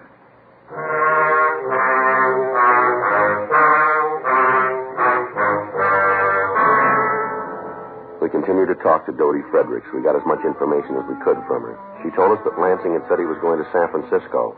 We asked her if he had any friends in the Bay City. She supplied us a list of names. We went back to the office and got in touch with the authorities in San Francisco and asked them to check on the suspect for us. We put in a call to the coroner's office. The body had been posted and the time of death was set at some time Friday night. We checked out the rest of Lansing's friends and associates without result. We re-questioned the suspect's roommate, and we went over his apartment again, but we failed to turn up any evidence that might aid us in taking him into custody. 2 days passed. Saturday, June 14th. Frank and I checked in for work. How's it going, Joe? All right. Say, you got a date tonight? What was that? I say you got a date tonight. What do you mean? Well, I just wondered if maybe you'd like to drop over for dinner. You know, kind of sit around, talk. Well, I didn't have anything planned. Good. When it's all set, I'll give Faye a call. Okay. I get it. Homicide, Friday. Yeah. When'd you get him? Be right over. Right. Come on. We've got to get over to the main jail. What's the matter? They found Lansing. We went over to the main jail and picked up David Lansing.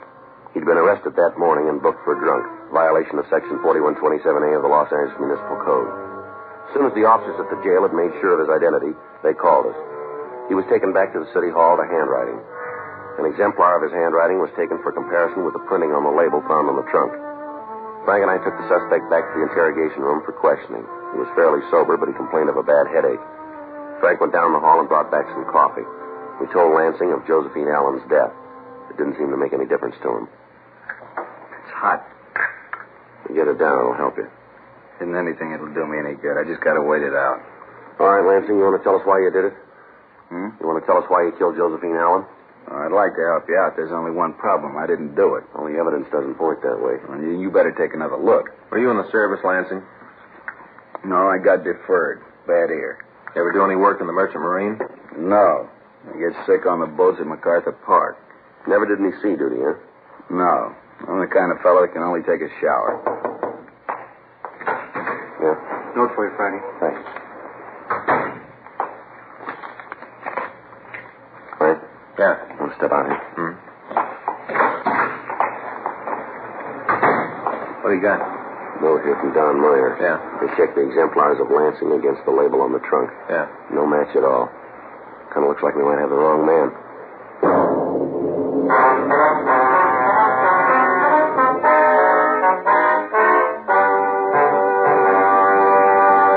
You are listening to Dragnet, the authentic story of your police force in action.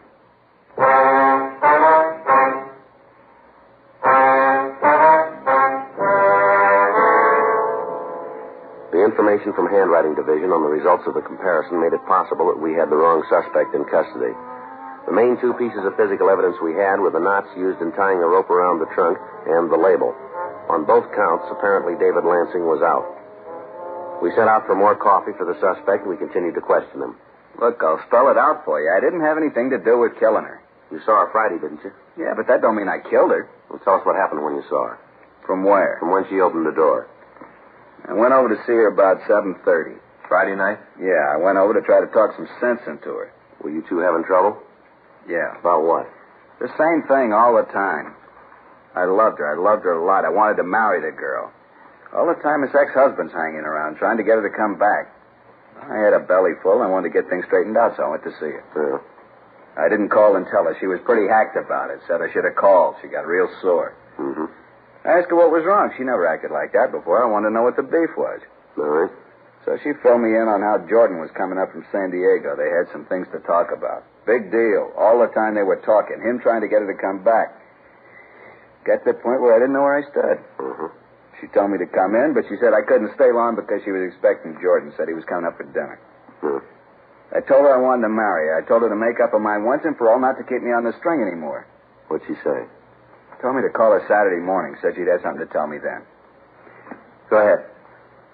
The way she put it, things were going to work out. After we talked for a little bit, I left. She told me she didn't want me there when the ex got to the place. What time did you leave? I don't know.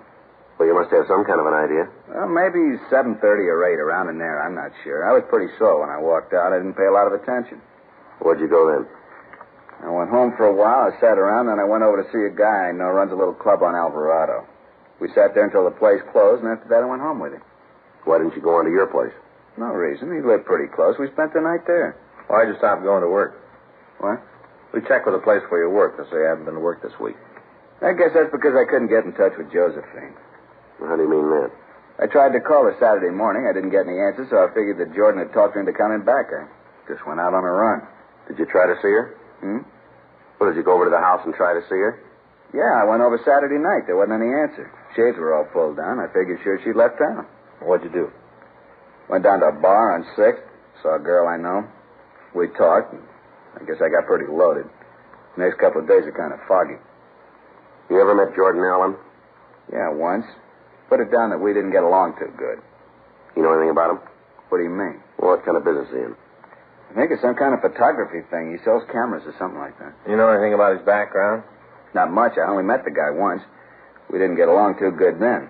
Near as I can remember from what Josephine told me, he worked on a boat. Yeah. Merchant Marine for about 6 years. You sure about that? It's what I heard. Take it from there. All right, we'll do that. It's going to make a difference? It might to you. How do you figure? You're lucky you get seasick.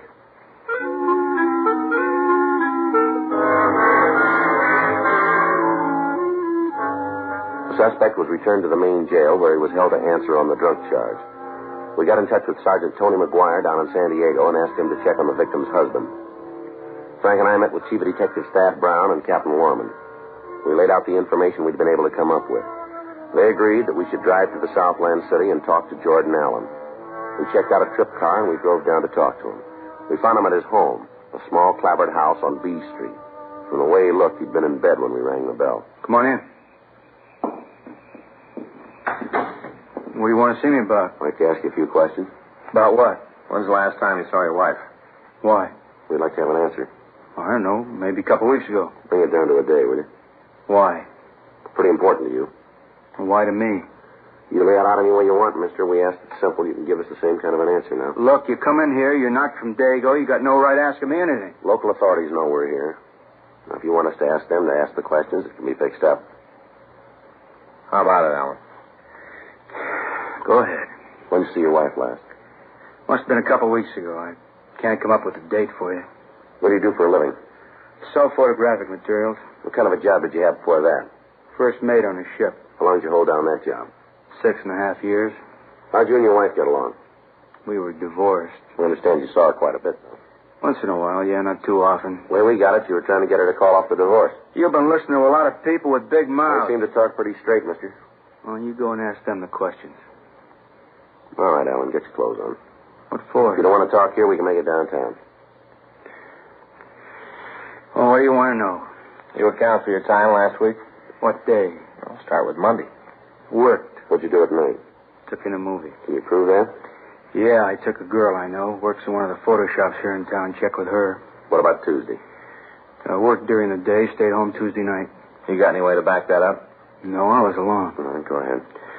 Wednesday, I had to go out of town. Took a run over to Riverside. Didn't get back till about 1:30. In the morning? Yeah. You prove that? But I can give you the names of the people I was with. You can call them if you have to. All right. If there's some way to get away from it, I'd sure appreciate it. I don't like to have them brought into it. All right. Business thing. The old man buys a lot of stuff from me. I don't want to ruin the contact. What about Friday night? Friday night, I was home all night. Didn't feel too good, so I was here all night. Anybody to vouch for you? No, I called a couple of people, but there wasn't anybody here. Mm-hmm.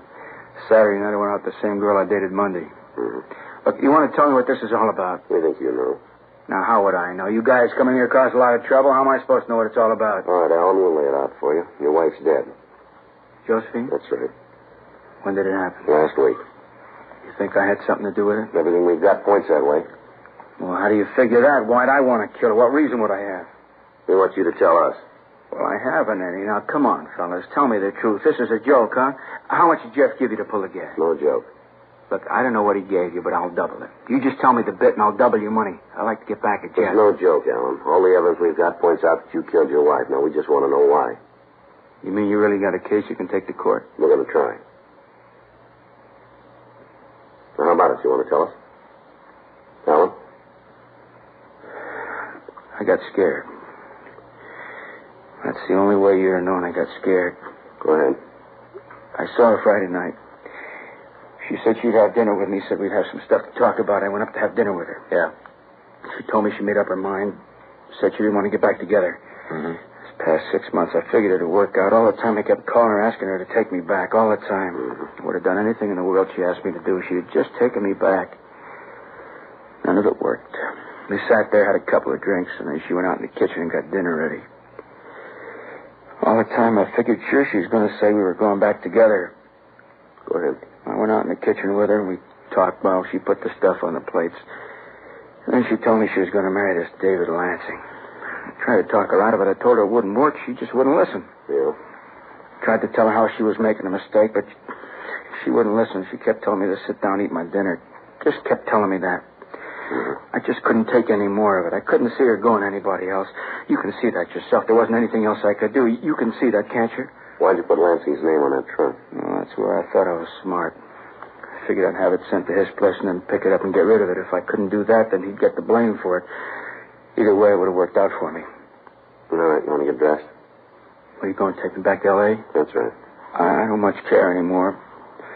As long as she's gone, there isn't much. The big thing is that you know that I really loved her. Yeah, sure. No, you got to believe that I did love her. It's important that you believe me. I loved her.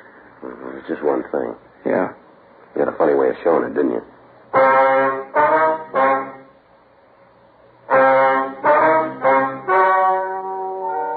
The story you have just heard is true.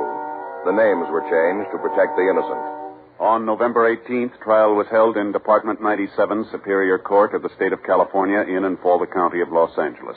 In a moment, the results of that trial.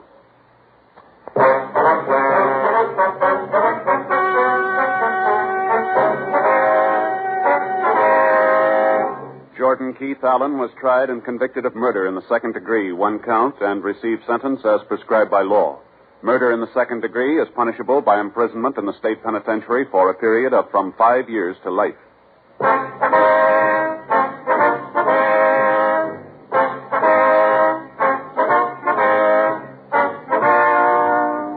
You have just heard Dragnet, a series of authentic cases from official files. Technical advice comes from the Office of Chief of Police W.H. Parker, Los Angeles Police Department.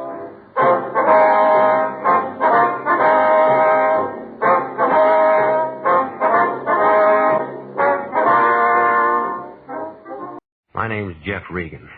I get 10 a day in expenses from a detective bureau run by a guy named Lyon. Anthony J. Lyon. They call me the Lion's Eye.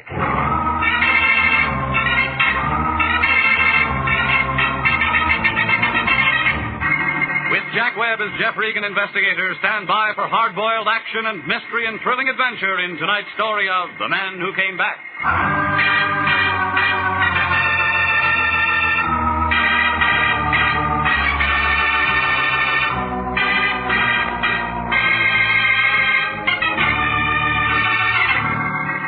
Well, this is the way it started. It was a hot Tuesday afternoon, about 4 o'clock. Melody was sitting at her typewriter watching a tired-looking fly crawl across the ceiling. She didn't say a word, just waved an arm in the direction of his door. Certainly we will, Mr. Brondike. Absolutely. Certainly. Yes, of course. Come in, Regan. Yes. It's all right, Mr. Brondike. Yes, he'll be there in an hour. All right, half an hour. Goodbye. Regan, you're it. I'm what? Here's his address. Name's Elmer Brondike. Has the real estate office in Altadena. Check came by a special messenger half an hour ago. It was late, but the bank tells me it's good. So you're it. You know, that's what I like, efficiency. It's too hot to be funny. I want you to hop out there and see what he's excited about. Didn't he tell you? Yeah, he's one of those nasty old coots. He didn't make much sense on the phone. Something about someone coming back. Besides, his teeth were slipping around. Yeah. Anyhow, it's a job. Business has been terrible lately. You know, I still want my expenses on that Tartaglia thing. Have you ever come up short with me? Yes, I have. You'll get all that's coming to you. When? As soon as Melody gets a bill from that hospital, because that's coming out of your check. Now, beat it out there and find out what this guy wants and call me if you're running into any trouble.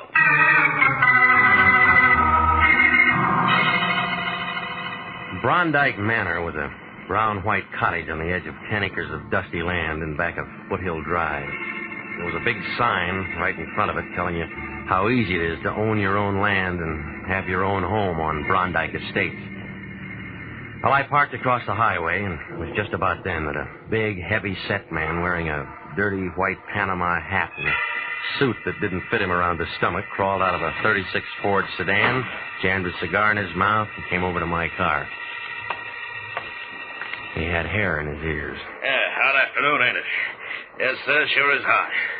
Sure is a hot afternoon. Yeah, it is if you spend it sitting in a car pulling on a bottle. Smell it, huh? A mile away.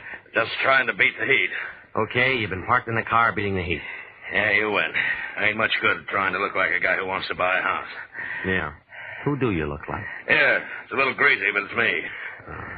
Marty Anderson. Confidential investigation. Guess I ought to have new ones printed up, huh? All right, you're a sleuth. How's business, Marty? Bunk. Too bad. You going in to see old man Brondike? Your nose is getting sunburned, Marty. I was just going to go and see him myself when I spot you pull up. Recognize you from pictures in the paper last week on that Tartaglia thing. I figured maybe you and me ought to talk. Yeah. Hey, you make it tough for a guy, Regan. We're in the same racket. What you going to see him about? You said you were going in to see him. Well, I kind of changed my mind when I seen you. This is where I came in.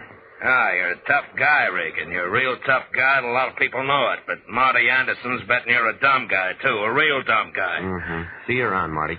I'm an old conk, huh? A fat old slob who couldn't get a trick as a housekeeper or a tail in a punk. Is that it? Oh, buddy, don't get too close. That's a real bad label you got a hold of. Okay, Regan, okay. You're young and tough, but you just keep my card, wise guy. You'll want to see me. You'll want to see me before it's all tied up.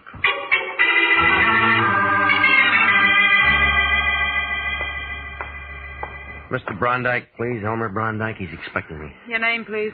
Regan. Mr. Regan. R-E-G-A? No. You don't have to write it down, lady. And your business? Private. Well, I'm afraid I'll have to know a little more than that, Mr. Regan. Is it always this hot in here? Yes, and I'm sick and tired. Look, just flip your switch and tell him I'm here, will you? He sent for me. Wait a minute, please. Well, what is it, Connie? It's Mr. Regan here, Dad. He says he's expected. I don't find him listed on your appointment book. Don't be an idiot. Send him in. Let me go in now, Mr. Regan. Yeah, thanks. Is he always like that? Most of the time. Other times he's bad. High blood pressure? He's got it high, low, and in between. I hate him. A winner, huh? I'm sorry, Connie. That is your name, isn't it? Go on in before I quit. Don't just stand there. Come on in and shut the door. What took you so long? Now, you're Jeff Regan, huh? Now, you don't look much like a private detective to me. Sit down. Where did I put that thing? Over there by the inkwell. What? Oh, well. Now then, Regan, about this Collier. He's a no-good tramp. You understand that? A no-good tramp. I'll see that he goes right back up to San Quentin if I have to. I'm a dangerous man to play games with.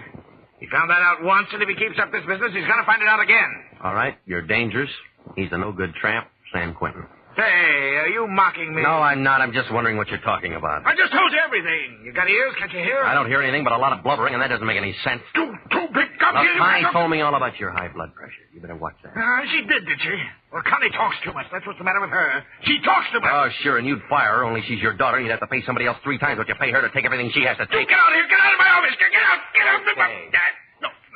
No, never mind. Sit down. Just hot.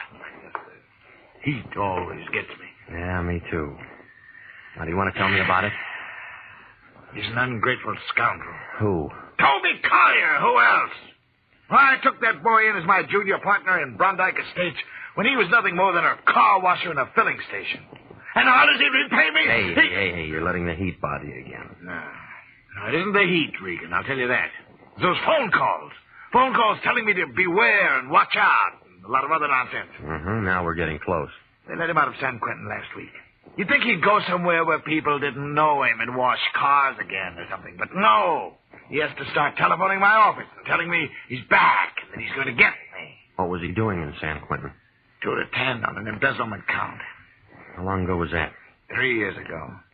I guess he got time off or something. Why is he sore at you? I had to testify against him. It was my firm. He was chiseling. So now he's out of the clink and he's phoning you and trying to throw a scare into you, huh? He may be out, but he isn't scaring me or anybody else, I'll tell you that. Yeah. I want you to find him, wherever he is. Bring him here. All right. And then I want to tell him like I'm telling you. If he keeps bothering me with those phone calls, if he persists in threatening me, then I'll haul out some stuff I have in my safety deposit box and send him back up there on a swindling rap. Just to get him out of my hair. You withheld evidence at that trial? I withheld nothing. Just be a new charge, and I could make it stick if I wanted to. All right, tell me the rest of it. What do you mean, say the rest of it? No more to tell. He's a punk. He's got to get in trouble. Where'd Marty Anderson figure? What? Anderson, Marty. Confidential Investigations. Big, dirty-looking ape who shaves every other day. Oh, that rum pot. How do you know about him? He tried to shake me down outside your office. He would. Yeah, he's just a second-rate gum heel I called in 3 years ago when I thought Collier might be fixing my books. I think it's the only job he ever had. He's been pestering me ever since. Did he testify against Collier? Of course he testified against Collier. That was part of his job. Is there anything else you want to know? Yes, there is. Why'd you call International instead of the police? You're pretty nosy, aren't you? I'm a lot of things. Now, come on, why? Because every time you call a cop around this town, there's always some snoopy reporter hanging around the sergeant's desk. I got $500,000 tied up in this here gravel pit. I don't want anybody who's going to buy into it thinking that I might get knocked over by some loony. That's why I want it all quiet. Does that satisfy you? No, it'll do for now. You'll probably come up with something better later on. You dirty... All right, where's Collier? If I knew, I wouldn't have called you in. You have a family here, a home, a wife, something? He was all alone. had a mother somewhere, I guess. Pictures? Yeah. Okay, I'll keep these. When am I going to hear from you? When I find something, You bring him to me. I'll ask him to come. He doesn't have to. You just spring that swindling rap on him. He'll come. Yeah, and if it's no good, he can turn right around and slap a slander suit right in your face, and I wouldn't blame him. Don't you forget you're working for me, No, young man. I won't. Regan, you've got a nasty way of talking. People don't talk to me like that. Yeah, well, this is a brand new crowd of people, Frosty Top, and we talk just like we feel.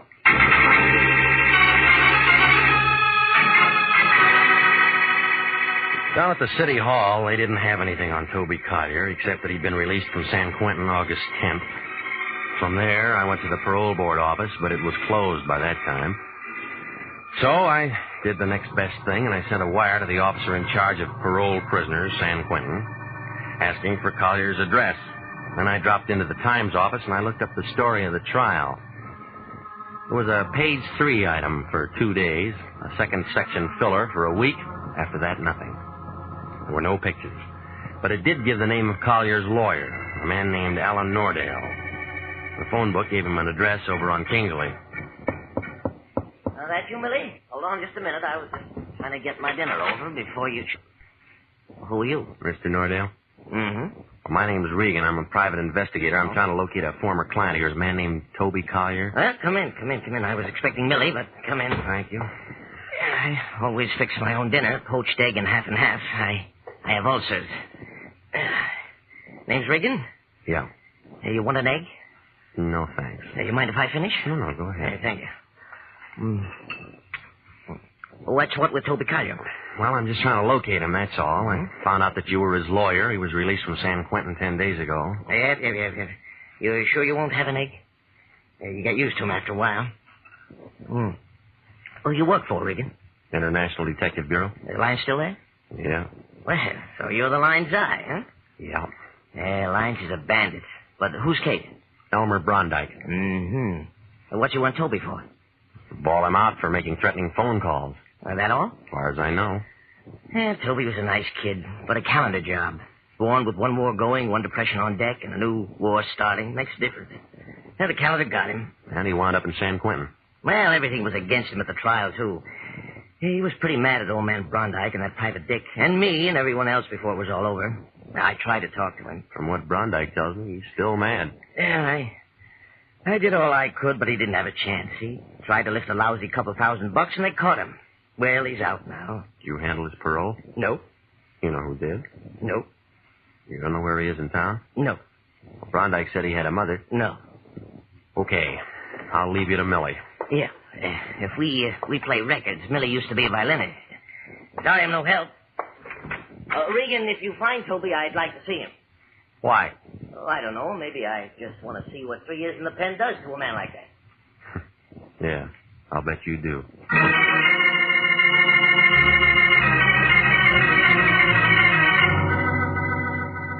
Where are you now? Did you find Collier? I'm calling from home. Home? What about Collier? I didn't find him yet. Well, get busy. What are you waiting for? A telegram, morning, couple of things. Listen, this old schmo is plenty tough, and if he thought you were local... Look, it's 9 o'clock at night. I'm tired. There's nothing I can do till tomorrow morning. He's sort of a shaved pup about all this, and especially about you. Phoned up and said you call him a lot of names. He is a lot of names. I don't care what he is. You don't talk to a client like that. Besides, I haven't cashed his check. Now go on out and find that guy and get this thing settled. Good night, Regan. Besides, I haven't cashed his check.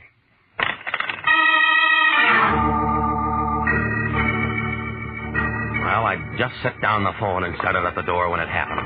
Connie Brondike was standing there, and she didn't waste any time. She didn't say a word, just pulled the trigger. The first 3 brought down plaster on the ceiling. The 4th one ruined the shoulder on my suit. The 5th gave me a haircut. I made a grab for it, and I missed. I took the empty gun in my face. Next thing I knew, she pulled off one of those high spiked heels and raised it above my head. I tried to stop her, but my arms wouldn't work, and that's all I remember.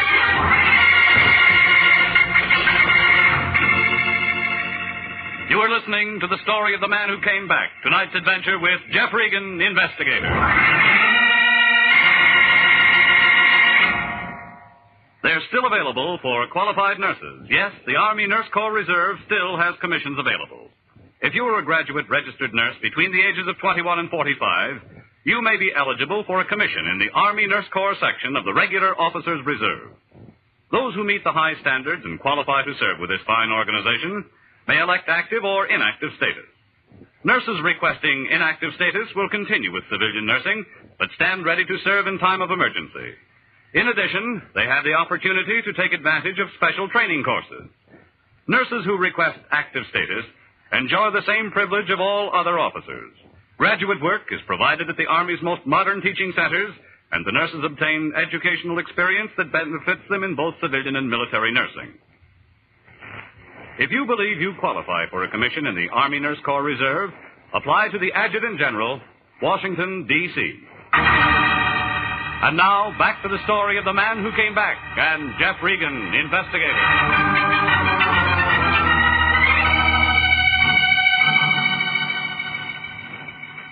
Oh, yeah. Connie had done a real good job. 6 to 5, I'd never get there before it stopped ringing. Oh. All right. Hello? Regan, is that you? Yeah, What's the matter? Did I get you up? something like that. This is Marty Anderson. Did you wash your face yet? Still feeling tough, huh? I thought maybe we could talk now. Yeah. What made you think that? You're looking for Collier, ain't you? I know where he is. Yeah? Want to talk? Where? My place, on my card. Half an hour. I'll wait for you, tough guy. Bring some money. This is going to cost you. Everything's going to cost me. Bring some money.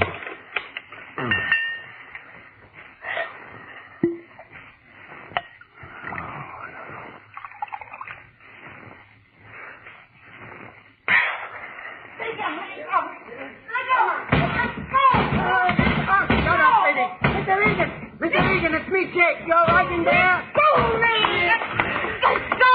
You all right, Mr. Regan? Yeah, I'm fine. I told you it was all right. I want to go. I was real worried. I thought I heard some shots, and I seen this one jumping down the stairs like she had a good homicide somewhere. You sure you're all right? Go on, me. Stick your hands off All me. right, Jake, let her go. She's a friend of mine. You sure it's all right? Hey, you're bleeding. Look at the plaster. Who them was shot? Of course they were shot. Jake, let her go, will you? Oh, Huh?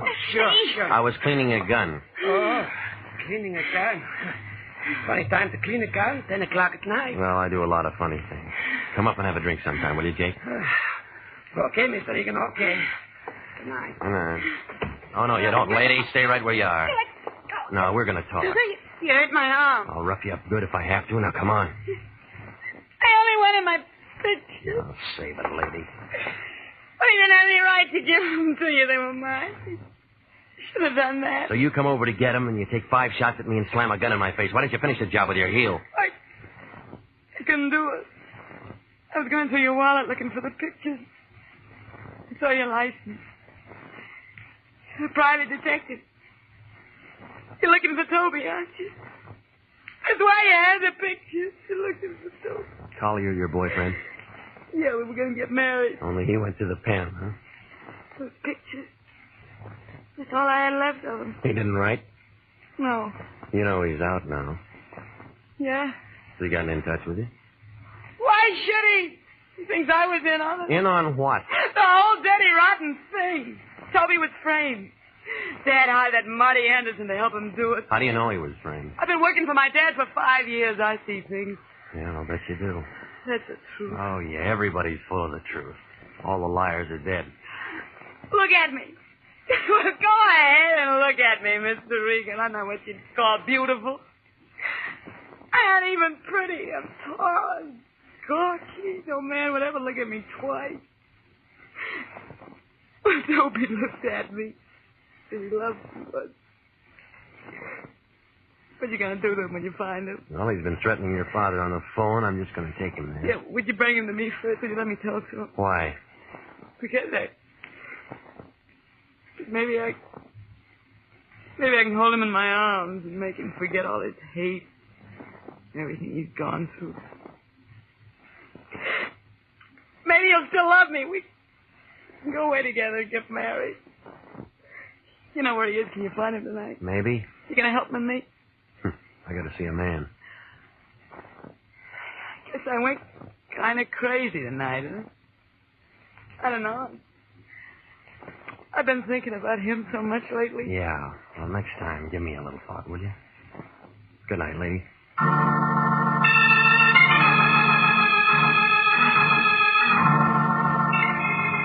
Well, Marty Anderson's office was a dirty room hanging over a shoe repair shop on Sunset near Alvarado. You could tell it belonged to him. The glass on the door hadn't been washed for 10 years. He didn't answer when I knocked, so I tried my keys on the door. The third one worked. Inside, it smelled like a pile of wet gunny sacks. The only light was kind of a sick green from a neon sign going on and off outside the window. There was an old army cot in one corner, and right in front of the window, a big black roll-top desk and a cracked leather chair. He was sitting there looking at the neon light he couldn't see anymore. One dirty hand was on top of a scratch pad near the phone, and the other was inside his coat. When I pulled it out, it was covered with blood and the rest of a pint of cheap whiskey.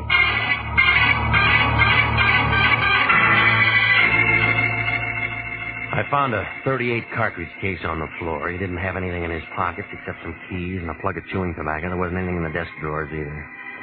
When I started to call homicide, I had to move his hand. The name Collier was written on the scratch pad, and there was an address to go with it.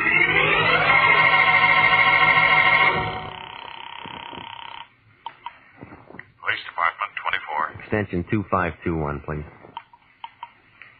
Homicide, Chandler. Lieutenant Wendetti. Off tonight. Who's going? All right, take this down, Sergeant. Shoe shop, Sunset near Alvarado. Yeah. One flight up. Yeah. Office. Belongs to a private detective named Marty Anderson. Yeah. Got all that?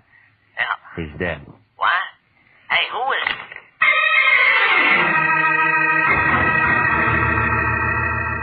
The Santa Monica fog was all over Flower Street on the 1300 block south.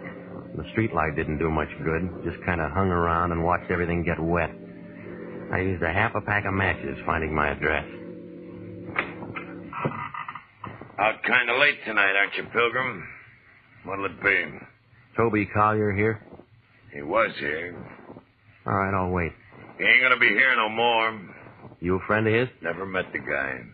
Yeah. It's midnight, beat it. All right, wait a minute. Oh, like that, huh? Any way you want it. I'm gonna do you a favor. I'm gonna tell you something. All right, Santa Claus. Before I turned night watcher, they call me the Candy Kid. 6'4", pound of 200, 300. It'd be assault with a deadly weapon if I slapped you in the mush, but you're tempting me. Now, beat it. All right, wait a minute. Being a night watcher ain't slowed me down now. All right, now maybe this will. I just came from Marty Anderson's. So what? He's dead. So what? And in about a half an hour, the cops are going to be here looking for Toby Collier. Yeah? Well, they can just dig him up and talk all they want. Dig him up? Are you blind or drunk or something? This outfit buried him this afternoon. This is a mortuary.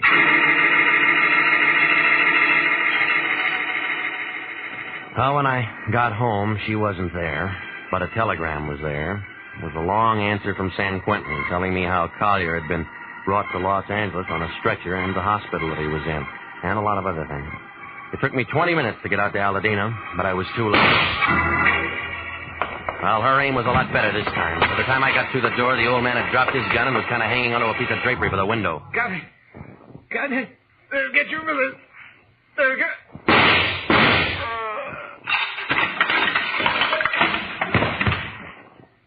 Well, you've turned into a real Annie Oakley, haven't you? Good to see him like that. Real good. You want to give me that gun? It's empty. Sure, why not? He had it coming for a long time. You read my telegram? Yeah, I read it. And I phoned the hospital, and they told me Toby was dead. Bad heart.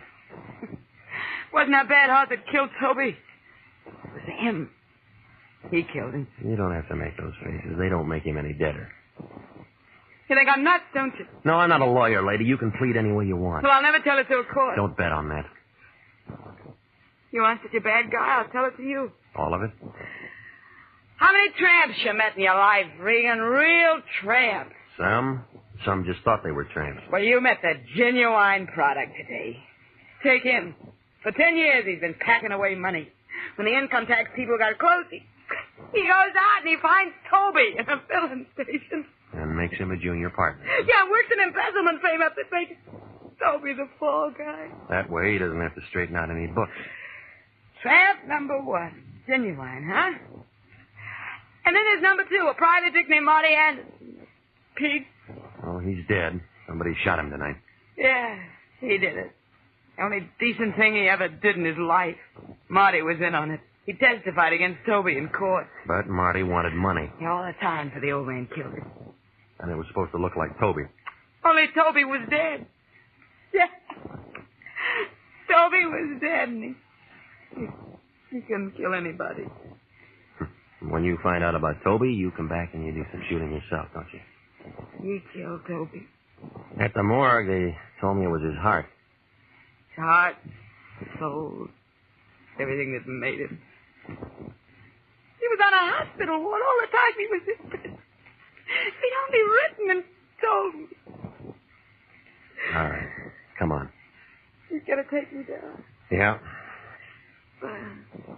Don't make no difference now. This Toby, you must have loved the guy. I'd have died for him. Yeah, lady. I guess you will.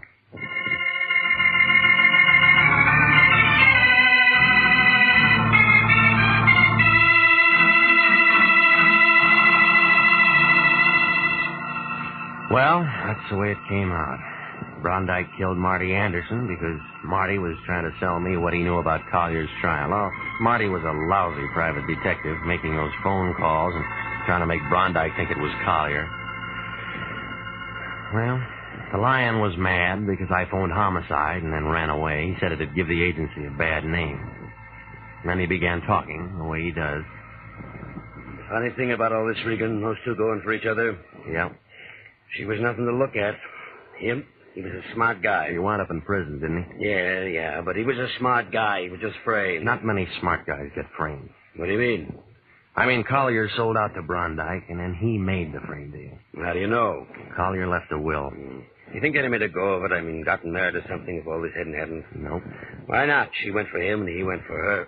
Say, he didn't serve much time on a 2 to 10 rap. He must have had a smart lawyer. No, you mean doctor. What? He had a heart condition. He was dying.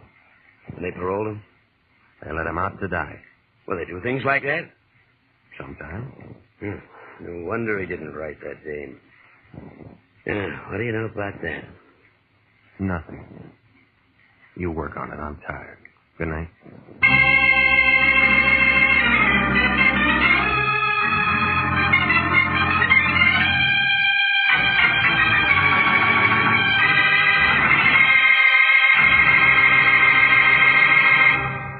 Are you a registered graduate nurse? Do you know someone who is? Then please listen carefully to this important message. 29,000 nurses are needed to join the new Army Nurse Corps Officers Reserve. For the first time in history, qualified nurses are given the opportunity of receiving a commission in the regular Army Reserve. These nurses will remain on inactive status, ready to serve their country in the event of an emergency. 4,000 of them, if they wish, may choose active duty. All nurses who receive reserve commissions will benefit from the opportunity for specialized training offered to them by the Army. Inactive reserve status will not interfere with the nurse's civilian life, but the educational opportunities offered her by the Army Medical Department will be of great advantage to her in her work. So don't wait.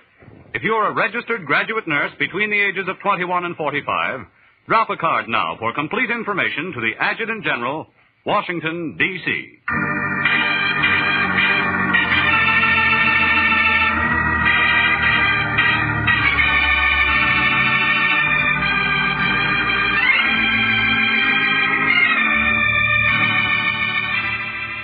Jack Webb is starred as Jeff Regan, with Wilms Herbert as Anthony J. Lyon. The role of Connie Brondike was played by Betty Lou Gerson. Jeff Regan is written by E. Jack Newman, produced by Sterling Tracy, with original music by Dick Arant. It's CBS same time next week for more hard-boiled action and mystery with Jeff Regan, Investigator.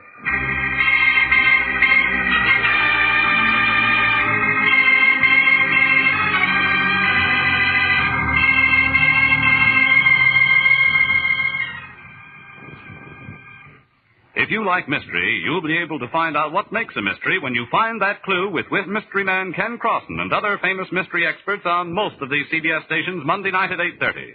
Remember, find that clue, CBS Monday night. This is CBS, the Columbia Broadcasting System.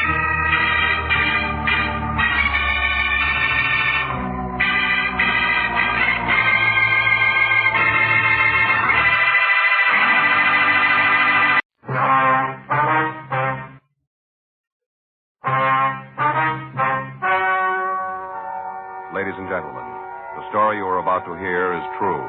The names have been changed to protect the innocent. Dragnet.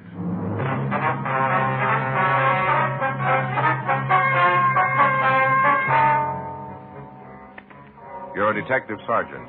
You're assigned the burglary detail. A jewelry store has been robbed. Merchandise amounting to $5,000 has been stolen. The thief made good his escape. Your job? Find him.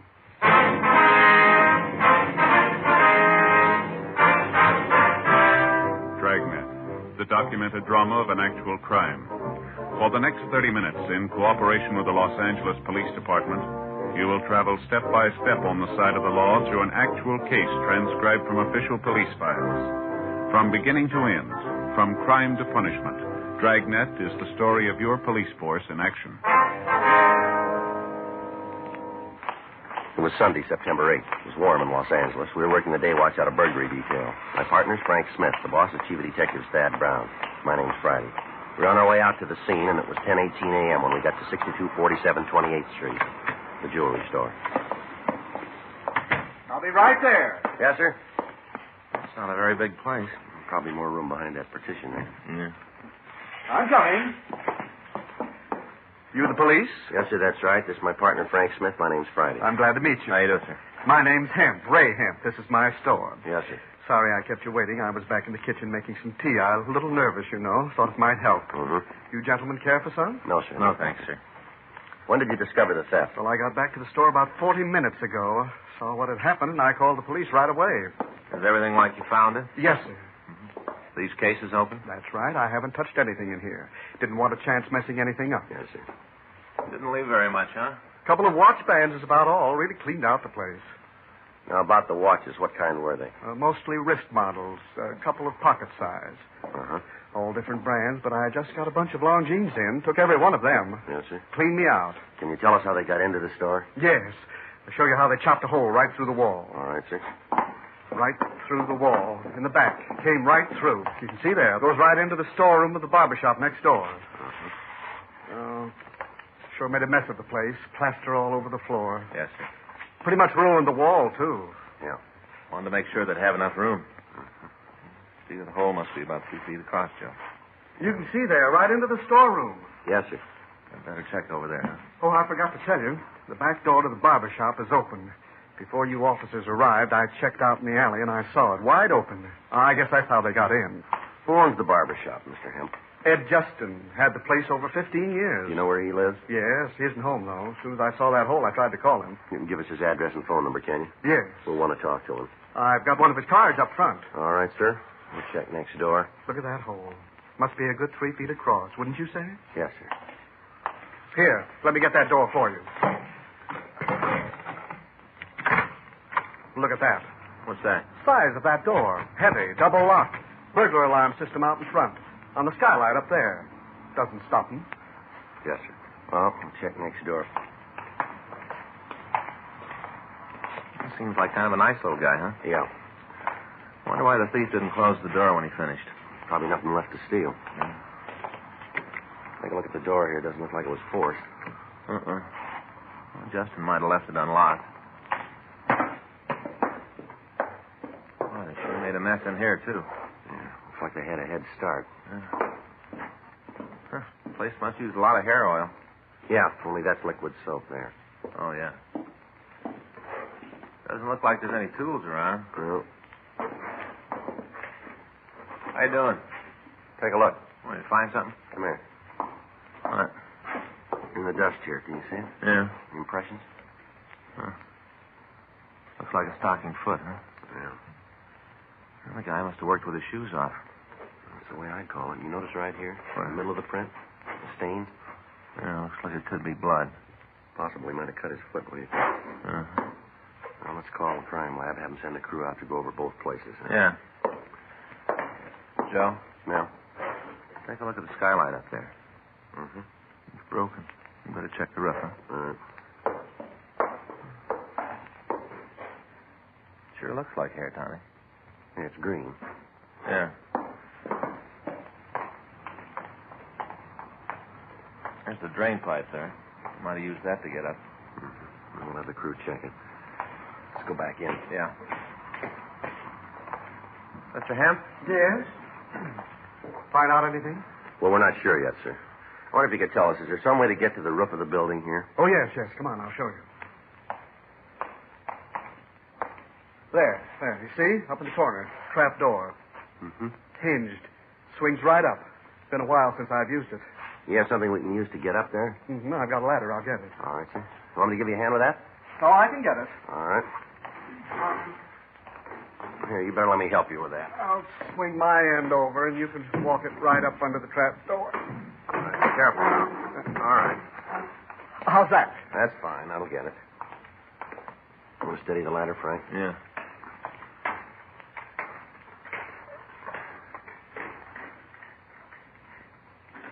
Can you get it? No, this bolt's stuck. Just a minute. It's probably rusty. I told you I didn't use it very often. Yes, sir. Okay, that's got it. Good. Okay, now, hang on, will you, while I boost myself up? I got it. Okay. All right. You want to come up, Frank? Yeah.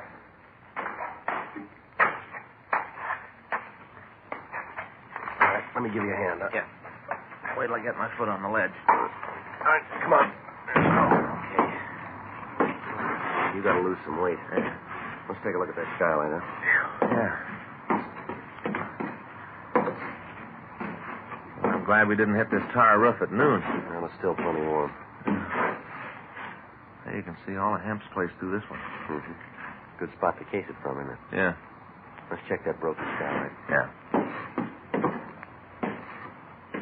Take a look. Yeah, more smears. Well, not much doubt about these. Looks like blood, all right, doesn't it? Yeah. Maybe they did case the stores from here. Could have cut his foot on a piece of glass, couldn't he? That figures. Still not much to go on. No. It'd take a pretty big cut to make these smears. Well, that'd be something in our favor. How do you mean? It won't heal overnight. The crime lab crew arrived and started their investigation. Photographs were taken of the interiors of both stores, and samples of the plaster and lath materials were held as evidence. Latent fingerprints went over both the jewelry store and the barber shop. Frank and I checked with the people in the neighborhood, but none of them could recall seeing any automobiles or strangers loitering in the vicinity. At 7:20 p.m., the barber, Ed Justin, returned. We questioned him. He said he didn't recall locking the back door to the shop, and he said it was more than possible that he did leave it open. We got a complete list of the stolen merchandise from Ray Hemp, along with the case and movement numbers of the watches. These were distributed to pawn shops throughout the city. Frank and I went back to the city hall and had the stats office start a run on the M.O. used in the burglary. 9:47 p.m., Lieutenant Lee Jones from the crime lab called to say that they'd finished their examination of the physical evidence. He told us that the stains we'd found were blood and that he'd have the grouping test finished for us in the morning. He went on to say that the suspect should have particles of plaster dust and other debris in his clothing. Also, if we were able to find the socks that the thief had worn, the pattern of the material would identify them. At 10:15 p.m., Frank and I finished the log and we checked out of the office. The next morning, we started to run down the list that the stats office had furnished us. It took 2 full days to question all of the men named. At the end of that time, we had what we'd started with, nothing. We talked to informants. None of them could tell us anything. Wednesday, 11:40 a.m., Frank and I checked into the office. Guess I better check the book, huh? Yeah.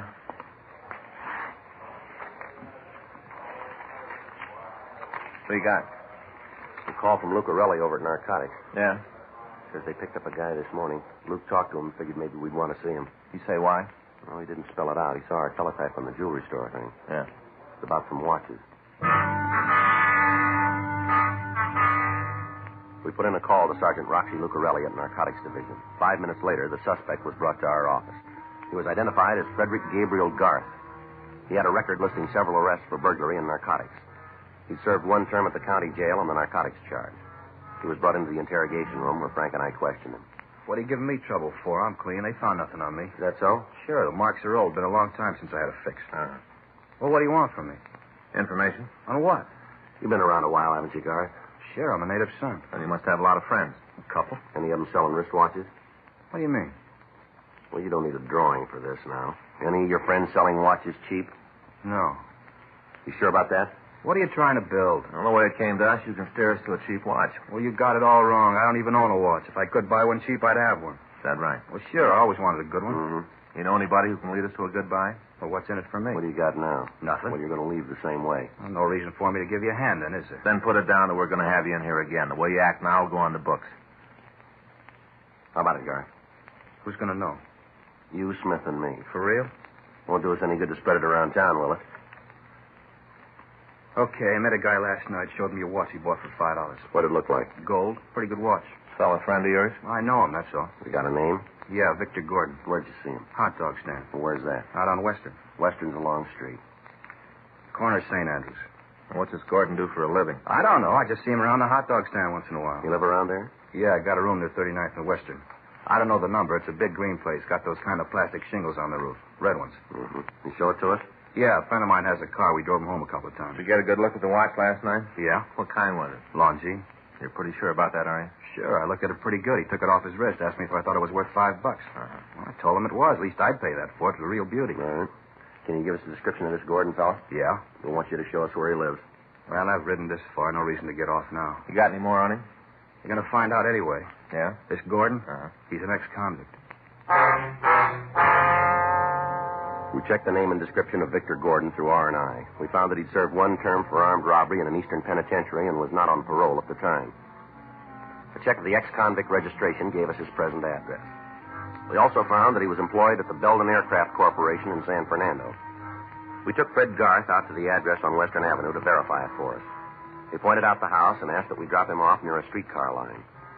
After that, Frank and I returned to the rooming house, and we went up to the third floor. We knocked on the door to Gordon's room, and he asked us in.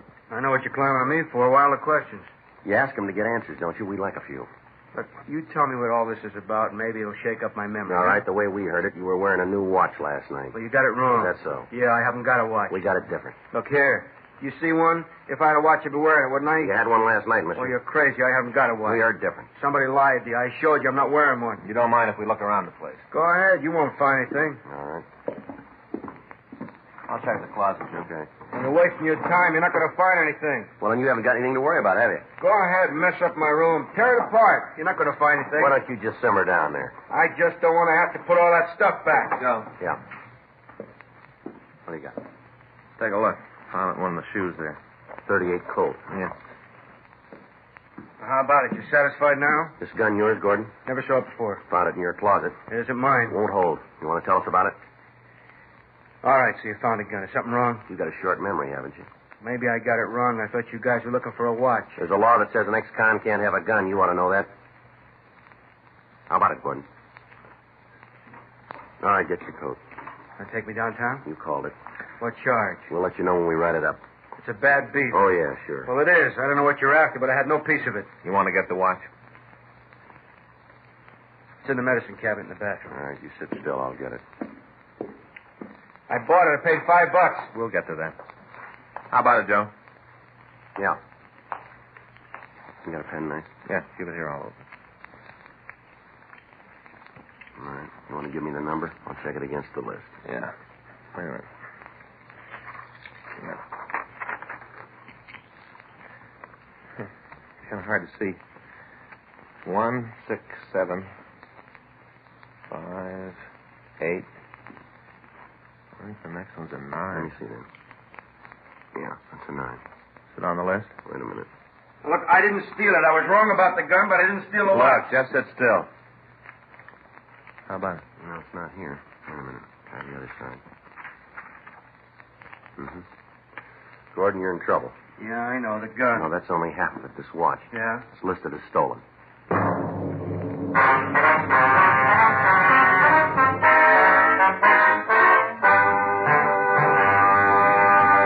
You are listening to Dragnet, the authentic story of your police force in action.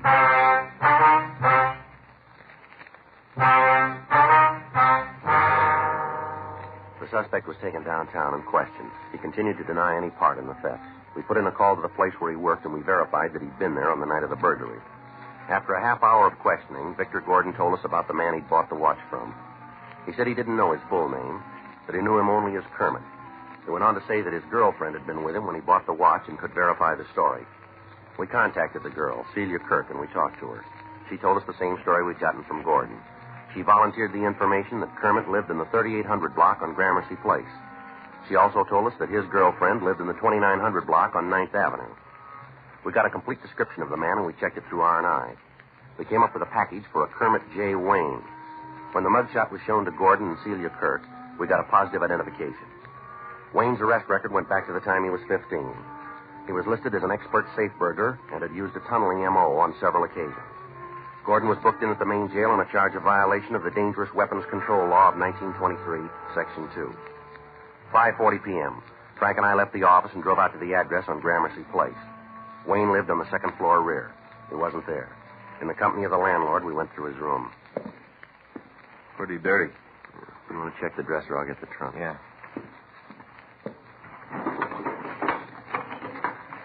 Hey, Joe, look. I guess everybody's got this calendar, huh? Yeah, it's real popular. Good. Hey, look at this. You turn something? Yeah? Drawer full of dirty T-shirts. You gotta put them someplace. Oh. I have gloves for this job. How you doing with the trunk? There's nothing much in it.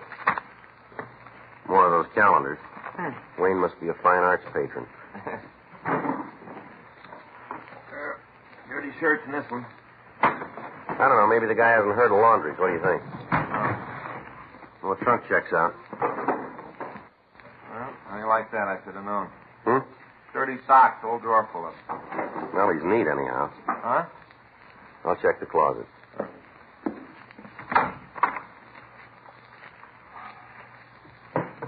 A lot of hangers, not many clothes. Maybe the guy's broke, but that's no reason to be so dirty. How about that bundle there? I haven't looked at it yet. Wait a minute. It might be his clean shirts. No, pair of pants. Figures. They're dirty, too. Wait a minute. Something in the pocket here. Pair of socks. That makes you wrong. What? If he was so neat, they'd be with the others. Well, maybe he had a reason for keeping them here. Why? Take a look. He had a reason. Blood on this one.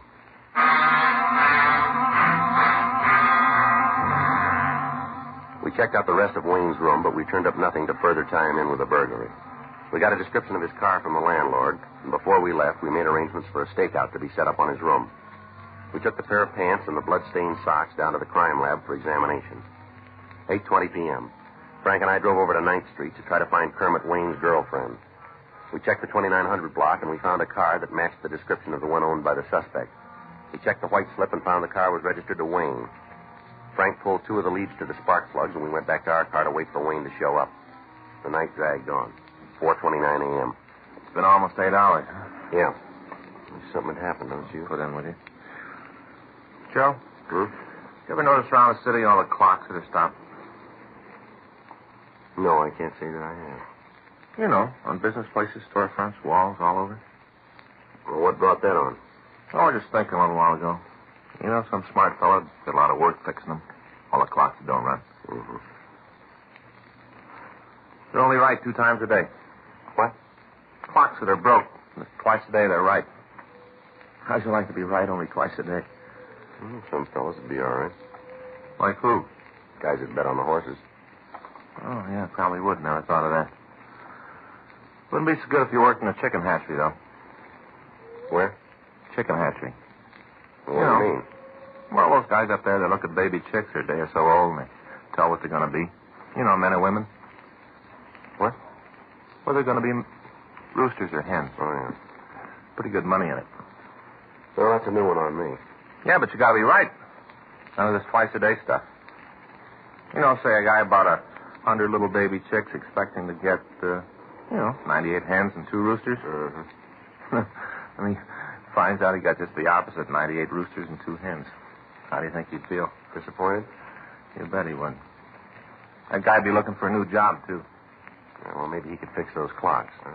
Well, sure be a lot of money in it for Hold somebody, huh? Across the street. Yeah. I see. Talking to somebody inside there. I can't see him too good. Not the right height, though. Yeah. It's coming this way now. Notice the walk? Checks out all the way. Yeah. It's him. All right, wait till he gets in the car. All right, let's go. Right.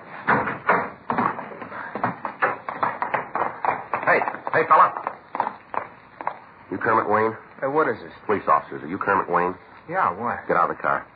Come on. Keep those hands where we can see them. Why you want to talk to me? Come on, get out. Just put it down the way you walk, huh? This don't make sense. It does to us. What do you mean? You're limp.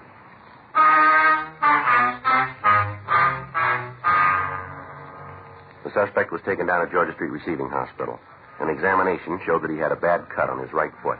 We contacted the office, and another team of men were sent out to the apartment of Wayne's girlfriend to go over the place. Frank and I took the suspect back to the office. 8:25 a.m. Don't guess we can expect much from Wayne's girlfriend if she's anything like him. No, he's a clam, that's for sure. We're going to need something strong to open him up. Friday? Yeah, Mac. How'd you do out there? Think maybe we got something for you. Yeah. Where is the guy? The next office. Here. You taking a trip, Mac? Suitcase is for you.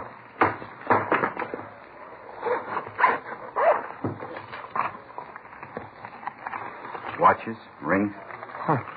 Wayne's girlfriend didn't know it, but she was in the jewelry business. Oh, look at this. All Longines. How about serial numbers? Haven't checked them yet. As soon as we found this, we came right over. All right. We'll run them. Do you have any trouble? No, really. She was pretty cooperative. Didn't see what was going on. Mm-hmm. We told her Wayne was in custody, gave her a big story. Tells easier than it was. How'd you locate the stuff? When we told her about Wayne, she remembered the suitcase he wanted her to keep for him. Mm-hmm. He told her it was some war souvenirs. Didn't like to leave them in his room. Mm-hmm. Real surprised when she saw the contents. Then she got mad. Said he'd always promised to buy her a good watch. Never had. Well, she can start looking for a new Santa Claus, huh? Yeah. Wayne won't be shopping for some time.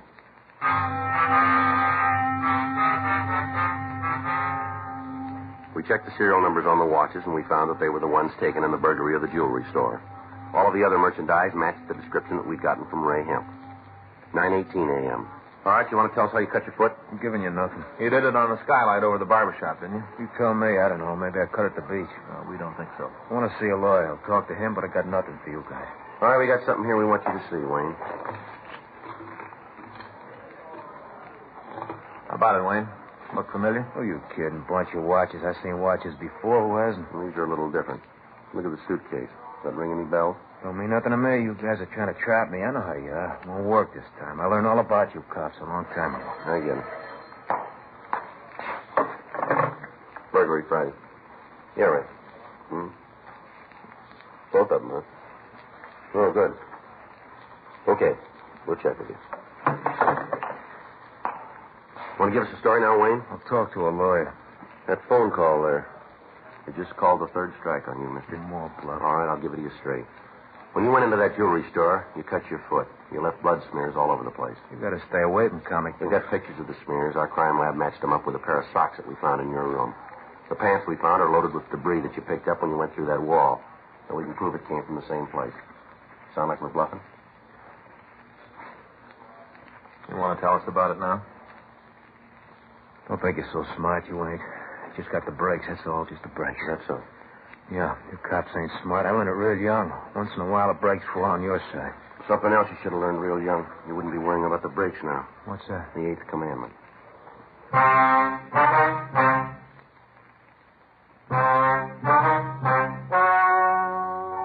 The story you've just heard is true. The names were changed to protect the innocent.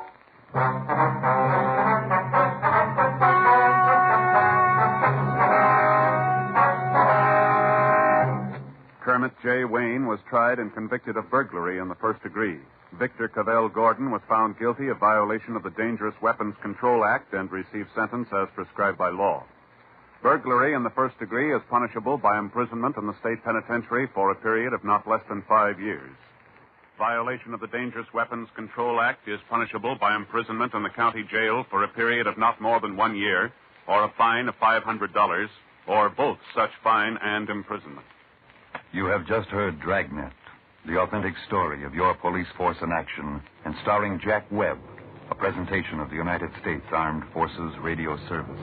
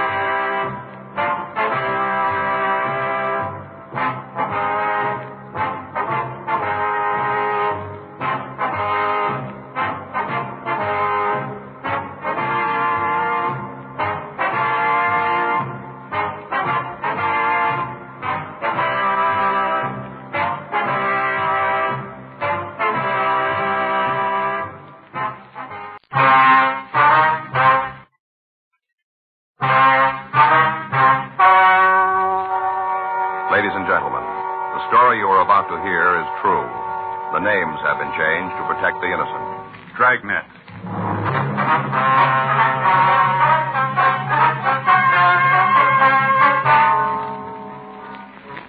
You're a detective sergeant. You're assigned to homicide detail. A young man walks into your office and tells you he wants to give himself up. You don't know if you can believe his story. Your job? Check it out.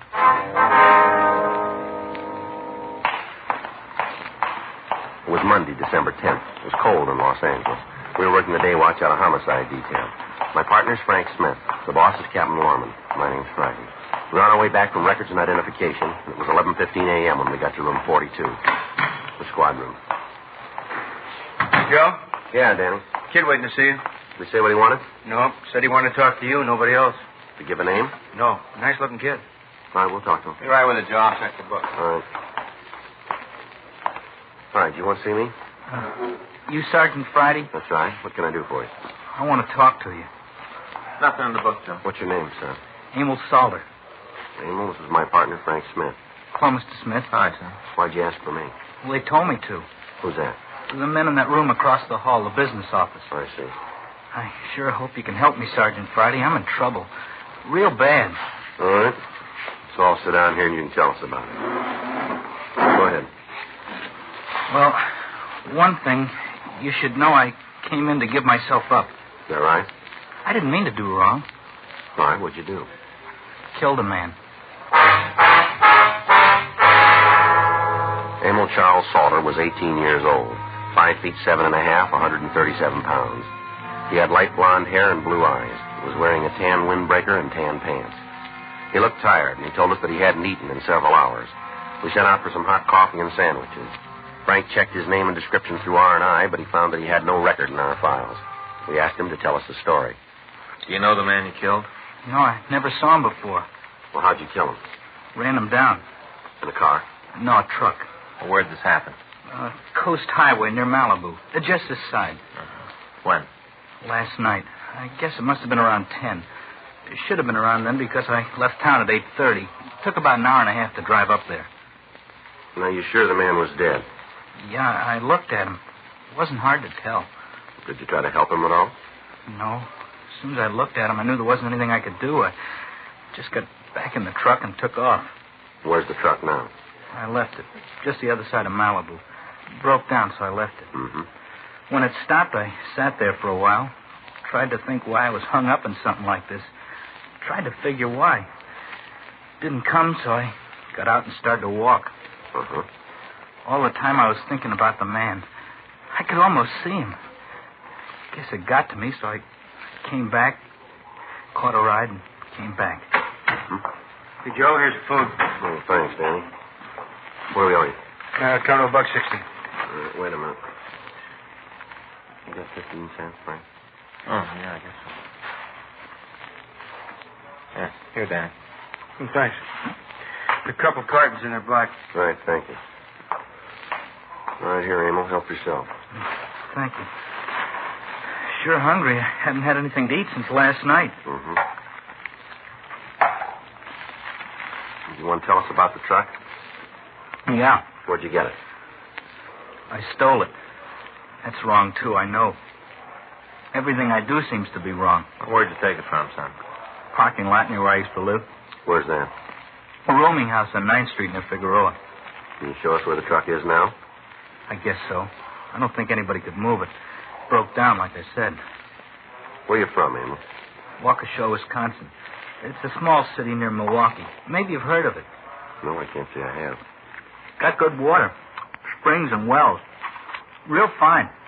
Manufacture things, too. Motors, jacks, lots of things. Mm-hmm. Sure is a nice little place. How come you left there? Lots of reasons. In trouble? Yeah.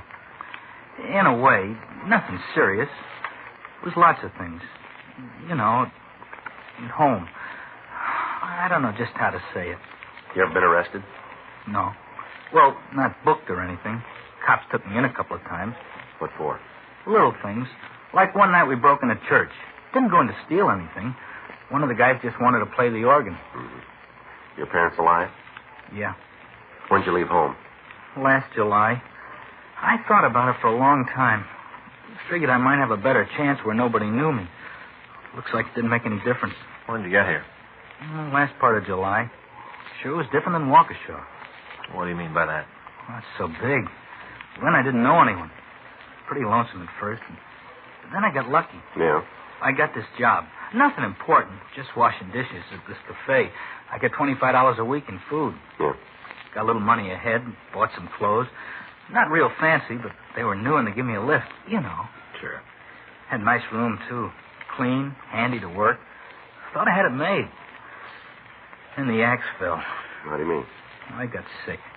Couldn't get out of bed one morning. The landlord called a doctor. He said I had rheumatic fever. Yeah? The doctor called for an ambulance, and they took me to General Hospital. Uh-huh. Things are bad enough when you feel good. I was in the hospital, and I didn't feel like nothing. You remember the doctor's name? No, sir, I don't. How long were you in the hospital? 3 days. They discharged you in 3 days, did they? No, sir, I ran away. Why? Well, the Travelers Aid Society said that they were going to send me back home.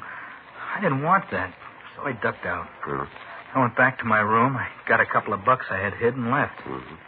Didn't have any idea what I was going to do, but I didn't want to be sent back to Wisconsin. That's when you stole the truck, huh? Yeah, looked like a way out of town. Uh-huh. The whole thing doesn't seem like it really happened. You know how when you're half asleep and the radio's on, the things come through, but they're not real clear. Yeah. Like that. I remember riding in the truck after I hit the man, trying to think what I was going to do, how I was alone. Mm-hmm. Story of my life. Seems like I was always alone. Sure was last night. I don't know. I guess I never do anything right, do I? Guess I just don't have the nerve. You did this time. You came here, didn't you?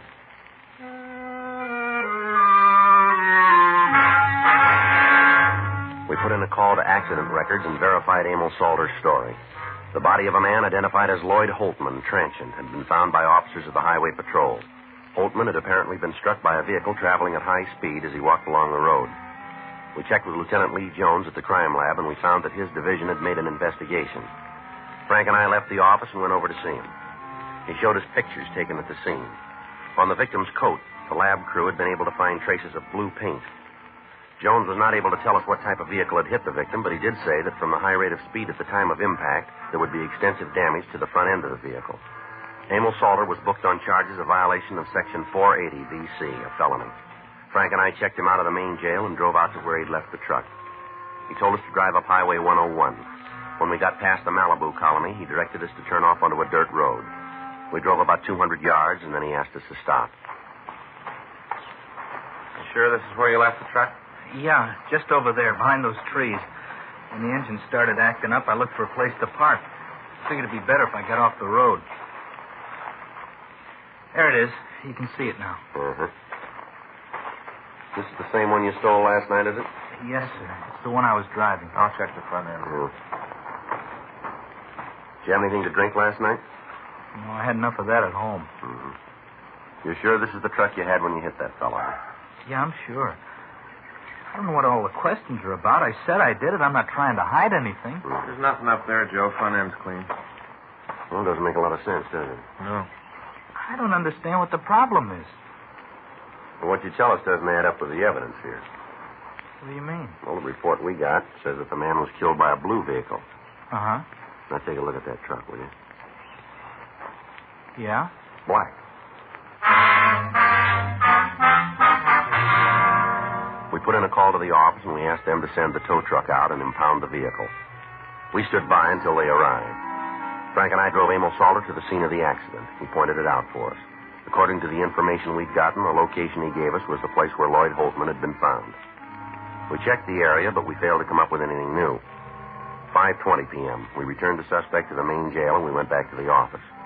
We sent a radiogram to the authorities in Waukesha asking for all available information on Salter. At 6:47 p.m., we checked out of the office. The next morning, December 11th, Frank and I met in the squad room. Hi, Joe. Morning. See the morning papers? Yeah, guess there isn't much news, huh? Sure gave Salter a lot of space. Yeah, wish we could find the answers. I called Lee when I got in. They went over the truck, found a lot of the kids' prints, but they didn't turn anything that would point to an accident. The way the body looked, there should be something on the car that ran him down, shouldn't there? Excuse me? Yes, sir. Wonder if y'all could help me out? Well, we'll try, sir. Come on in. What is it you want? What, that kid in the paper? Sir? You know, a young kid that ran down the old bum, Emo something? Sothern. Yeah, that's it. Well, what do you know about it? Well, just take it easy now. A couple of things I gotta be sure of before I tell you anything. All right, what's that? Well, I ain't gonna get mixed up in nothing. We can't promise you that till we heard what you got to tell. Now, I'm wasting my time. Bye. All right, just a minute. Huh? Maybe I better straighten you out, mister. On what? Well, this kid's sitting in jail right now. He's got a pretty serious charge against him. I didn't make it. Yes, sir, that might be true, but I better tell you this. If you know anything about a felony that's been committed, and you withhold that information, you're liable for prosecution as an accessory. Do you know that? That's the law? Those are the words. Now, the only thing we're interested in is getting the case off the books. We're not going to give your name to the papers. That's a promise? That's a promise. Okay. I told you it'd be pretty bad for me if any of what I tell you gets back to my family. All right. Now, what's your name? Lawrence States. That's Loren? Yeah. You want to sit down? Oh, yeah, thank you. Now, what do you know about this? That emo kid, he ain't guilty. How's that? He didn't do it. How do you know? Oh, I seen the accident. Seen the whole thing. You want to start at the beginning? Now, you're sure none of this is going to get out? We told you, not from us. Okay. Well, I took a drive Saturday night up the coast. I had dinner. Uh-huh. Now, on the way back, I stopped and parked a while. You know, kind of looked out at the ocean. Yeah. Well, I was just leaving, and I saw this old guy walk along the road, bent stiff, you know. Had a blanket roll on his back, just walking along. You know how to do. Yes, sir. All of a sudden, his car come roaring down the road. Thing must have been doing at least 90.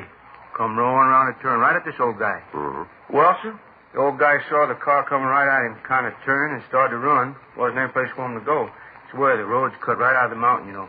Yeah, we were there, we know. Well, I guess he figured the driver swing around him or something, so he run over the side of the pavement, trying to get out the way. Mm-hmm. Didn't do no good. That car plowed right into him. Must have knocked him 150 feet. 122. Well, it seemed a lot further than that. Mm-hmm. Did the driver make any attempt to stop after he hit the old man? Yeah, pulled over the side of the road. Didn't get out of the car, though. Uh-huh. Just stayed there a minute, then he drove off. Yes, sir. Well, so I was going to go over and see what I could do for the old fella. I really was. And then this truck drove up. Guy stopped and got out. Walked over to the fella. I figured he'd be able to take care of it, so I left. Did you see the driver of the truck? Yes, sir. Saw him good when he walked in front of the headlights. The same fella in the paper, that emo, what's his name? Sothern. Yeah, Sothern. You're pretty sure it's the same man? Yes, sir. Now, like I told you, I got a good look at him. Mm-hmm. How about the other man? What can you tell us about him? Not much, except he was driving too fast. Well, how about the car? You know what kind it was? I didn't get a good look at that. How about the color? You notice that? Yeah, it was a blue, kind of light color. Can you give us any description of the driver? No, sir. Could you tell us if it was a man or a woman? Oh, it was a man. I noticed that when he slowed down. He kind of leaned out the window and looked back down the road. It was a man, all right. Okay. Could you see the color of his hair? Anything at all about him? No, sir, there wasn't any lights up there. You know, it was dark. Mm-hmm. I couldn't see very good. The main reason I know the driver was a man was the lights from the truck kind of picked him up, and that's when he left. Uh-huh. Well, all right, Mr. States. We appreciate what you've told us. Glad to help as long as nobody's going to know.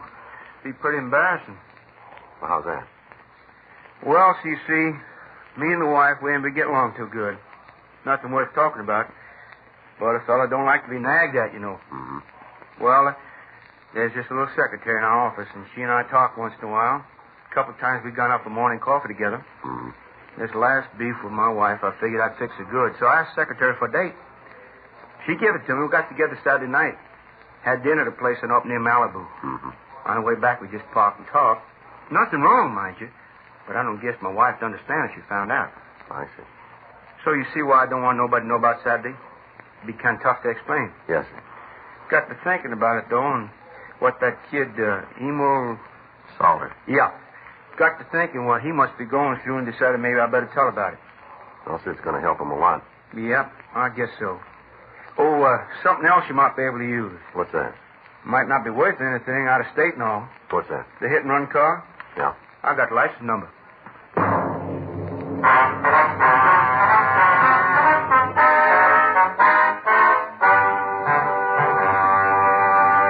You are listening to Dragnet, the authentic story of your police force in action.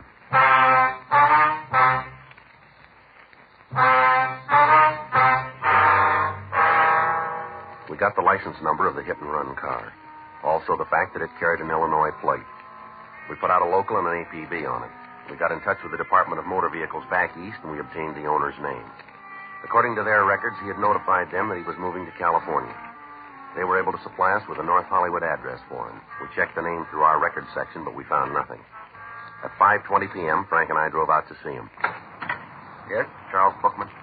That's right. Police officers, we'd like to talk to you. Come on in. Thank you. My partner, Frank Smith. My name's Friday. Hello. Hi there, sir. I was just having dinner. You mind if I tell my wife to go ahead? Well, we can wait if you like. No, I'll be right back. All right. You want to wait just a minute? Mind if we go with you? I'm just going into the dining room. Yes, sir, but we'll still have to be with you. What's this about? You own a 1954 Pontiac. Yeah? Light blue. That's right. Something happened to the car? Well, we want you to tell us, if you will. Well, I don't know what this is all about. Seems you ought to be able to tell me. Where is the car? Well, I don't know. You own a car and you don't know where it is? That's right. Has it been stolen? Well, I don't know. For all I know, it could have been. I haven't seen it for a couple of days. Well, who has it, do you know? My brother-in-law. I let him drive it. You don't know where he is?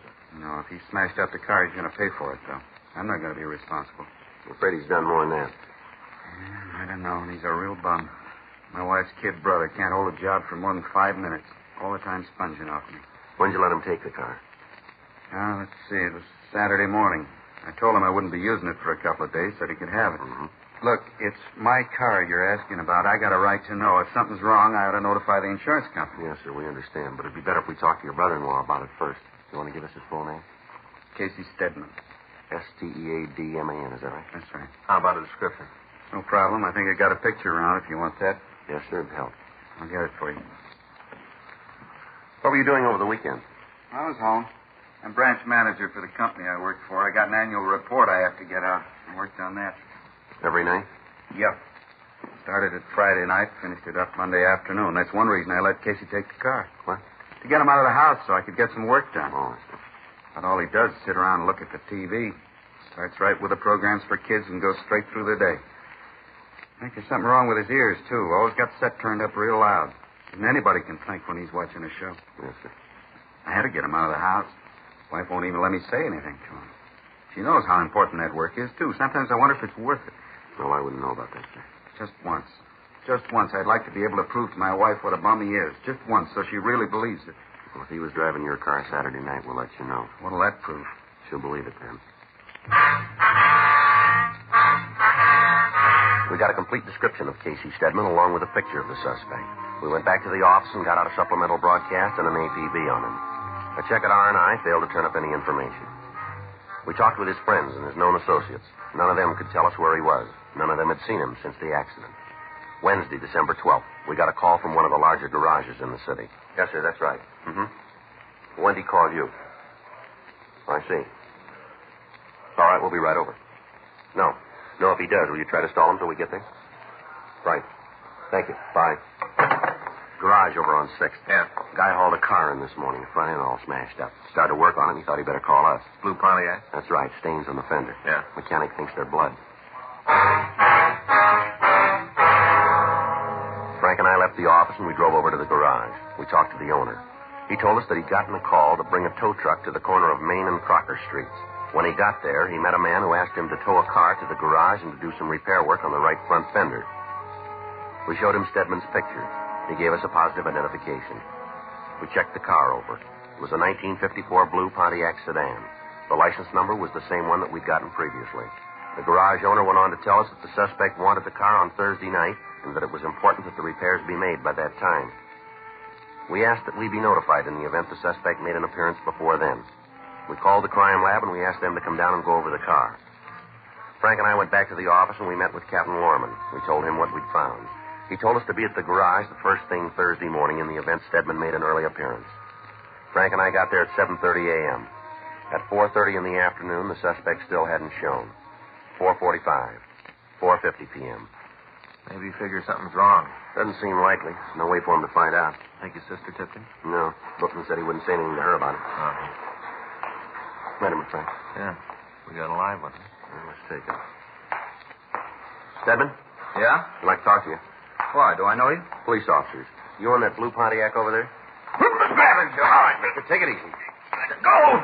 I know nothing about it, nothing. I never saw the car before. fellow that towed it in says you're the one who called him. Well, he made a mistake. Must be a lot of men who look like me. Nothing special about me. Our crime lab's gone over the car. As soon as we roll your fingerprints, we'll be able to tell for sure. What's that going to prove? Maybe I did drive the car. Nothing wrong with that. No law that says a man can't drive a car. We got one that says you can't use it to kill somebody. I didn't do that. Yeah, sure. Oh, you don't believe me, do you? Nope.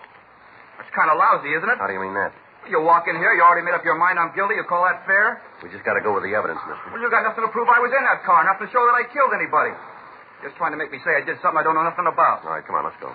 You just wait. You take me to court, I'll tell the whole world about this lousy deal. Yeah, well, I don't know about the world. Yeah? But we'll be there to listen.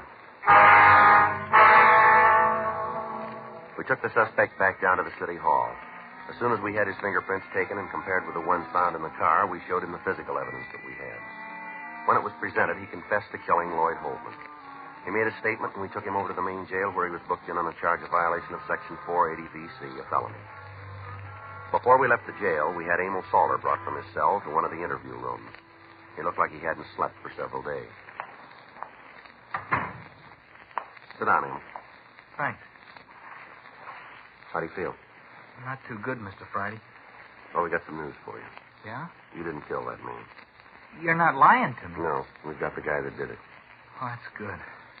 Since that night, all I thought about was that man lying there. I'm glad it wasn't me. Yeah?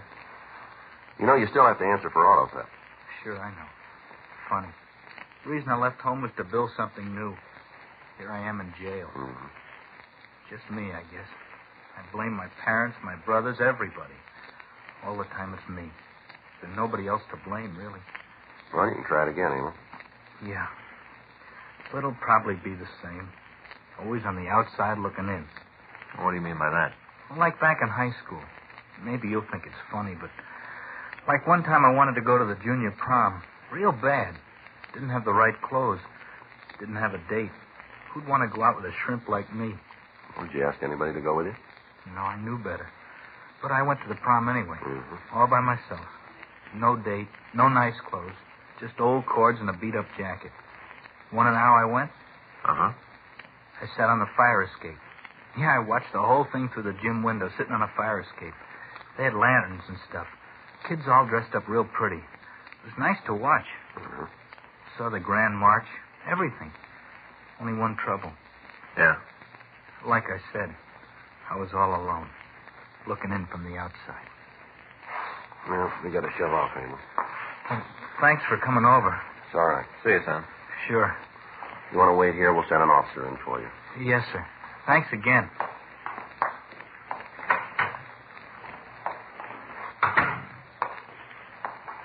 Kind of nice kid, don't you think? Yeah, guess he is. Guess a lot of things caught up with him. Kind of gives you a funny feeling talking to him. How do you mean that? Well, you know how when you worked all night and you get home early in the morning? Mm-hmm. You're too tired to sleep and you hear a train whistle from the other side of town. Listening to that kid, I got the same sort of feeling. Mm-hmm. I don't think he's a bad kid, not really. You think I'm wrong, Joe? Well, I guess if you are, it makes two of us. Yeah? That whistle you're talking about? Uh-huh. I hear it every once in a while myself. The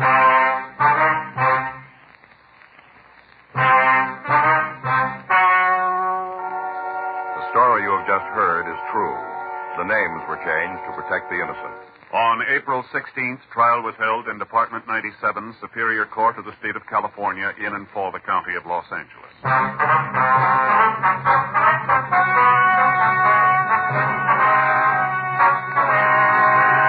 Casey Harrison Stedman was tried and convicted of violation of Section 480 of the Vehicle Code law.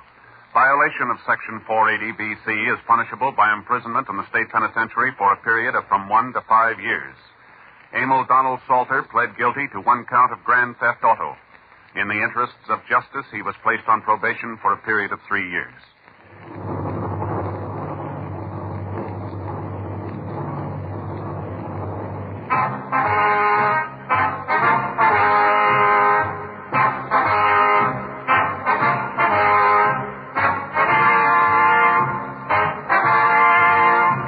You have just heard Dragnet, the authentic story of your police force in action, and starring Jack Webb, a presentation of the United States Armed Forces Radio Service.